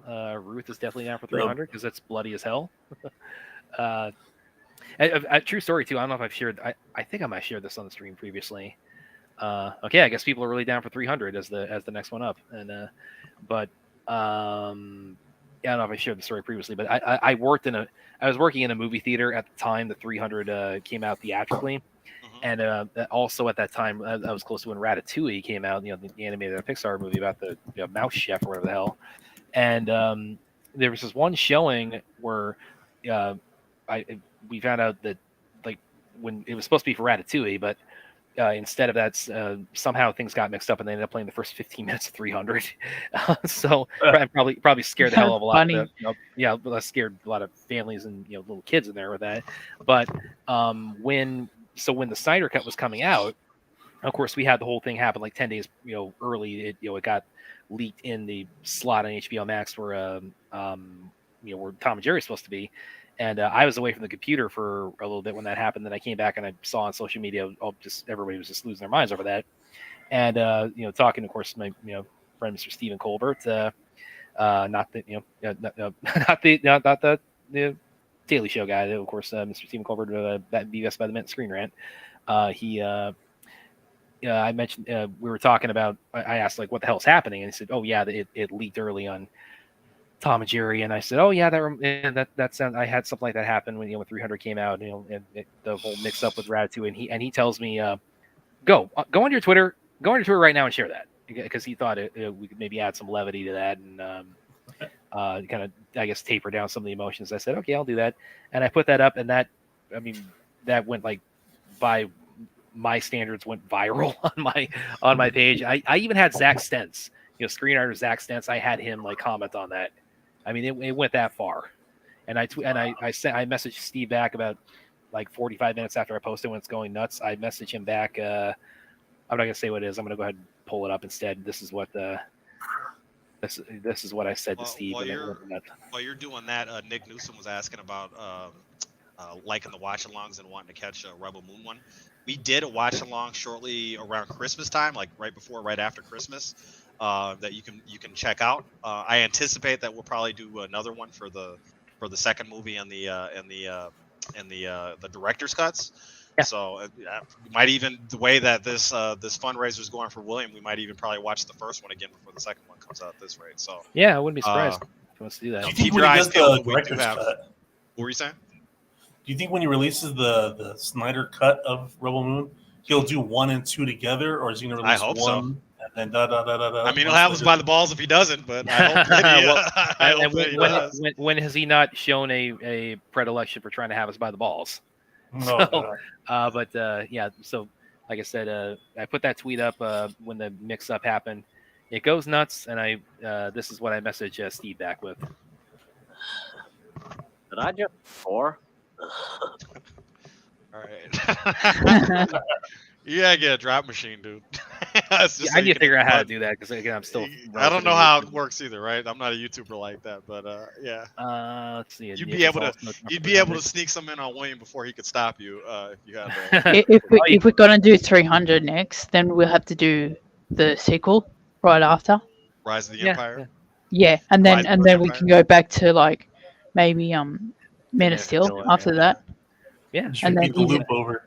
No, I've never seen the Isles of Gahul or Guardians of Gahul, so yeah. Be, I finally saw that back during like the early days of the pandemic because I realized that was the only one of Zach's movies I hadn't seen to that point, so I did finally, and I think it's actually his most underrated movie. I can't find that. I've never seen that movie on stream anywhere. Very gorgeous. It's Where'd you catch it, Brad? I think if I remember correctly, I probably just rented it on Amazon Prime, something like that. We can always do that movie last because it's a family film. Well, I mean, knowing William, he's probably like listening to all this right now. He's just gonna say the hell what these guys are suggesting. I'm like just gonna pick. I'm gonna pick the next choice at random and just shuffle it all around. We're gonna watch Midnight Meat Train again and fucking Stargate Atlantis. No. We're doing Stargate Atlantis watch along impromptu right between the Zack Snyder stuff. So. Yeah, 300. I mean, Dawn of the Dead was Zach's first movie, but 300 was really kind of what really kind of put him on the map. as far as like establishing. I was like, this is what people expect out of a Zack Snyder movie. With 300 was really kind of what again, not to take away from Dawn of the Dead, because love Dawn of the Dead, but 300, that was really what kind of kicked him to the heights that he is now. So I got something to say about the future of our DCU stuff, right? Oh, what's that, man? So, right, before you do that, let me pull up this one last comment from Nick. I miss Beavis and Butthead. They're awesome. I would say, how are you in there? I would say, as far as the James Gunn thing goes, William always says he's in the company's in good hands and things like that. I'm inclined to agree with William to an extent. I think most of James Gunn's movies are comic book movies, superhero movies that he's done. So, so we're going to be getting something different than BVS and Justice League and the 5-movie arc like we always talk about, but just still go in there with like an open mind and be considerate of, maybe Superman Legacy will be put together similar to how BVS was with the. I just say the trailer just has to naturally grab me. That's all it has to do. Well, you could be like me and maybe not try to avoid the trailer and just be surprised. I don't know what to expect, but back in the day when Heath Ledger got announced as the Joker, I was totally against that, and I was totally wrong, right?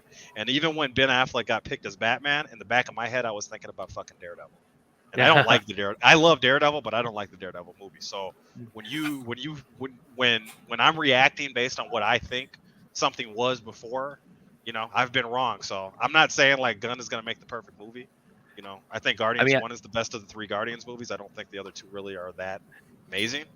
But he all he does is make, outside of a couple of Scooby-Doo trauma movies, all he does is make superhero movies.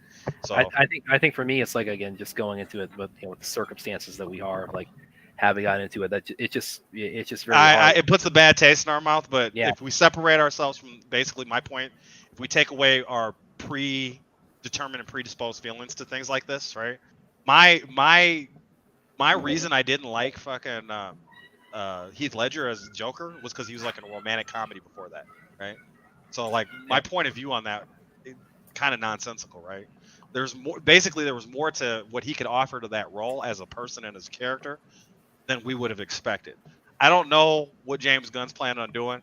I know we all have our mic drop jokes, which I agree with, but he might blow our minds because everybody was complaining and shitting on this movie when it came out, and some people to this day say there was too much going on in BVS, and it sounds like that's exactly what's about to happen with Superman Legacy. So, we'll see. But just a thought. I'm not trying to sway people's mind one way or the other. I'm not trying to make an excuse for anybody. If the movie's bad, it's going to be a bad movie. But just go in with a little bit more open mind because this movie, the movie we just got finished watching, like I admitted, outdid my expectations twice. First time I didn't think Ben Affleck was going to be a good Batman, and then just after, like I said, after I watched Zack Snyder's Justice League and then gave Ultimate Edition and Man of Steel rewatch, it completely changed my viewpoint on how these movies were made. And all this discussion that me, Forth, Brad, and Aaron are having, people in the chat were having today, all that's fueled by me giving it more than a chance than I would have if I would have just gone on, what I thought Ben Affleck should have been doing as Batman. Damn, how are you going to preemptively call me a hypocrite and make me watch these movies? Now I got to watch these movies. Well, I'm not calling you a hypocrite. I'm just saying, like, I'm more or less taking the role of William because William has admitted the same thing about Heath Ledger and the Joker. Now, we don't agree on the Dark Knight altogether, but the performance of the Joker, I think we both agree on, and I prejudged that, and I prejudged it to my own, disadvantage. Like everything you say there, Spidey, and say, I think that's all. I think that's a very good perspective to go into the whole thing with, and it's what I'm going to try to myself. I mean, as I've made clear previously, both on the stream and on social media, that does not in any way diminish my desire to see the intended story completed. Right. It doesn't. To me, it doesn't even matter. But like you said, it's like it's it could talk about if you're going into the mindset of this is already going to be over stuff, and then you end up being blown away by it. By whatever he has up his sleeve. It's like I'm always open to that. I am right. Perfectly happy to be wrong on anything, especially when it comes to entertainment. We just can't go in expecting what we saw already. I think that we really appreciate, love these movies that we have right now. We don't think they can be topped, but somebody in the past didn't think fucking Batman '89 could get topped. No, and when you were saying about it earlier, I wasn't saying like you're calling me a hypocrite, like to call me a hypocrite. I was like saying like basically your explanation makes sense. So just imagine me with my hands in my pockets, my head down, kicking a rock, going, "Yeah, you're right." I'm not trying to absolve any previous movies you've seen from him or make excuses for his future or even the mess that was last year for DC. If we take all that out and just, we are very cynical. Maybe not we, but this community, when it comes to things that aren't even out for the next 2 years, like William likes to point out, we get very cynical and we get very steeped into ways of seeing things. And had I been more into this, without, like I told you when this started, the movie was ruined for me over a year before it came out. So if I would have came in just with the expectations of Ben Affleck being Batman and what I projected on that, and then not knowing anything else, and then got the cut up version of the movie, who knows if I'd have been more or less considerate of what went on. Now, ultimately, because no pun intended, but ultimately we get this edition of the movie, right? And then it severely blows all that shit. It makes you, again, me watching Zack Snyder's Justice League made me look at this movie in a completely different light. And this version of the movie is what it lets that happen. Because if I watched Zack Snyder's Justice League and then immediately turned on theatrical version after this, I wouldn't think it would have held a candle, and I would think that was an anomaly, right? That they pulled it off one out of 3 good movies, or whatever, So, I was there complaining when he snapped Zod's neck, but then I look at it just the way I viewed it after I saw Zack Snyder's Justice League made me look at things in a different light. When it comes to just in general. And maybe this is the Joker being the person that used the word multiverse. I don't know. But DC invented the multiverse, and so it completely changed my perspective on that. You can watch your Crisis on Infinite Earths Arrowverse. You can watch this. You can watch the other movies that are in addition to this, including the Suicide Squad. You can see what comes in the future. You can take what came in the past, and you can have all that be the same. The Flash does their spaghetti explanation. I guess that's a version of it. Yeah, I think you're going into now the thing I was referencing from the site. Yeah, it's just the continuity. Like, take what you enjoy out of it. I look at these 3 movies that are out as the Snyderverse. I don't look at Aquaman and Wonder Woman and Suicide Squad in the same light. If I were to look at this as a comic book event, right, those would be the tie-in comic books. I don't completely disregard them. When I look at the other Justice League movie, based on the fact that it continues off a theatrical version of BVS and the original version of Man of Steel, okay, the point of divergence of Earth 2 and Earth 1 would be at the Man of Steel movie, right? This is the same logic in the comic books. So if you go in there with that, you don't need to. It doesn't matter what the fuck Blue Beetle said about Bruce Wayne. They might not even be talking about the same guy. It doesn't matter that George Clooney was in the end of the Flash, right? It doesn't matter that the Flash was at the Black Zero event, right? If you don't want it to. If you do, then there you go. I look at the 3 movies self-contained. I see that Wonder Woman references it, but I don't really. Wonder Woman's story almost has nothing to do with this trio of movies right here. What she did in this movie is her story. What she did in Justice League is her story. Her background, as important as it is, and elements are pulled from it, doesn't really have anything to do. Well, I mean, I guess you could say her origin does play into the Justice League. 84 doesn't exist. Yeah. What were you saying, Forth? I said, and 84 doesn't exist. Yeah, right. Well, that's a whole different thing. Its own island. But it's we don't need to throw the baby out with the bathwater all the time. We got our 3 good movies that have their perfect continuity, and we can just go off of that. And if there's additions made or different renditions of the story, just look at it as a different writer referencing a comic book event that Grant Morrison wrote, right? So if Mark Waid is referencing something in a Flash story that happened in a Grant Morrison Batman RIP event or a Grant Morrison Final Crisis event, right? Those 2 things don't need to match up perfectly. Just the point of reference is what's important, right? The art styles are going to be different. The storytelling is going to be different. The tone is going to be different in those 2 stories, but there's going to be that common thread in between them. And that doesn't take away anything from the story. All it does is either add, or you can choose not to accept it, right? It doesn't really matter. So. Yeah, and I'm like I said, I'm going to try to, again, go back to the New Year's Eve stream to pull that, because you had a really good monologue about all that pretty in depth. So I'm going to try to pull that out and, put that, see if we can get that up as like it's a couple of little clips, because you had some good ones on that. But on that note, everybody, I think we're going to go ahead and wrap up the stream here. Wayman, of course, he's at wrestling event right now. We've got to prep for the main show tonight, but it's been an absolute blast having everybody here tonight for the BBS watch party. And like I said, it's a charity event, so if you can, please consider a donation. It's an ongoing one. We our next hurdle, our next goal we want to get to is $7,000. We're at 6750 right now. So if you can, please consider a donation or just sharing it around. That's also very helpful too. I think we just go around the horn. Where we find everybody. Yeah. And I think Aaron's the only one I really even know of on the social media right now. Matt, or she's muted, by the way. Aaron, you're muted. Aaron, you hear that? We might have bored her to sleep, guys. It's all right. Oh, God. Well, you can find me in William's chat, making sure that keeping William honest as far as the DCAU goes, and giving Brad a hard time, making sure that I blame him, and going back and forth with Ruth and Forth of the chat. Anytime Forth makes a mistake, I'm ever vigilant to make a joke out of it. So, Okay, yeah, Forth, of course, where we find you. You can find me here in the comment section or sometimes on the stream. Whenever William lets me on or steps away, I can sneak on here. But yeah, you can find me here at the Sci-Fi Center. Okay, yeah, no, Aaron, are you still there? Okay, just where can everybody find you? Then we follow each other on Twitter. Oh, Brad, while she's getting that together, I got something to ask you though. Something's really sure. been pressing. What's that, man? William's done his part. He's got his meeting with Zach going, and he's got his interviews with the Blood and Honey crew. Where the hell is my Sci-Fi Center Michael Jai White interview? I've been on this.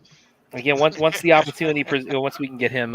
You tell Michael Jai White that Spider-Man says I need him here now. ASAP. Post haste. Okay. You tell him that he should be worried about what I say. Okay, I'll know that man. Next time interview, but yeah, of course, obviously would love to have him and Scott Adkins on this. It's got to be. I mean, it's like you when I do interviews, of course, you go through PR companies, so. We did mention it, William, but why don't you pull it up so we have a visual too, Brad? William's just asking about the fundraiser. We just brought it up, William, but go ahead and do it again. There we go. Go ahead and pull it up. But are you still there, Aaron? See you, Ruth. Okay, there you are. Yeah, we're just, later, Ruth.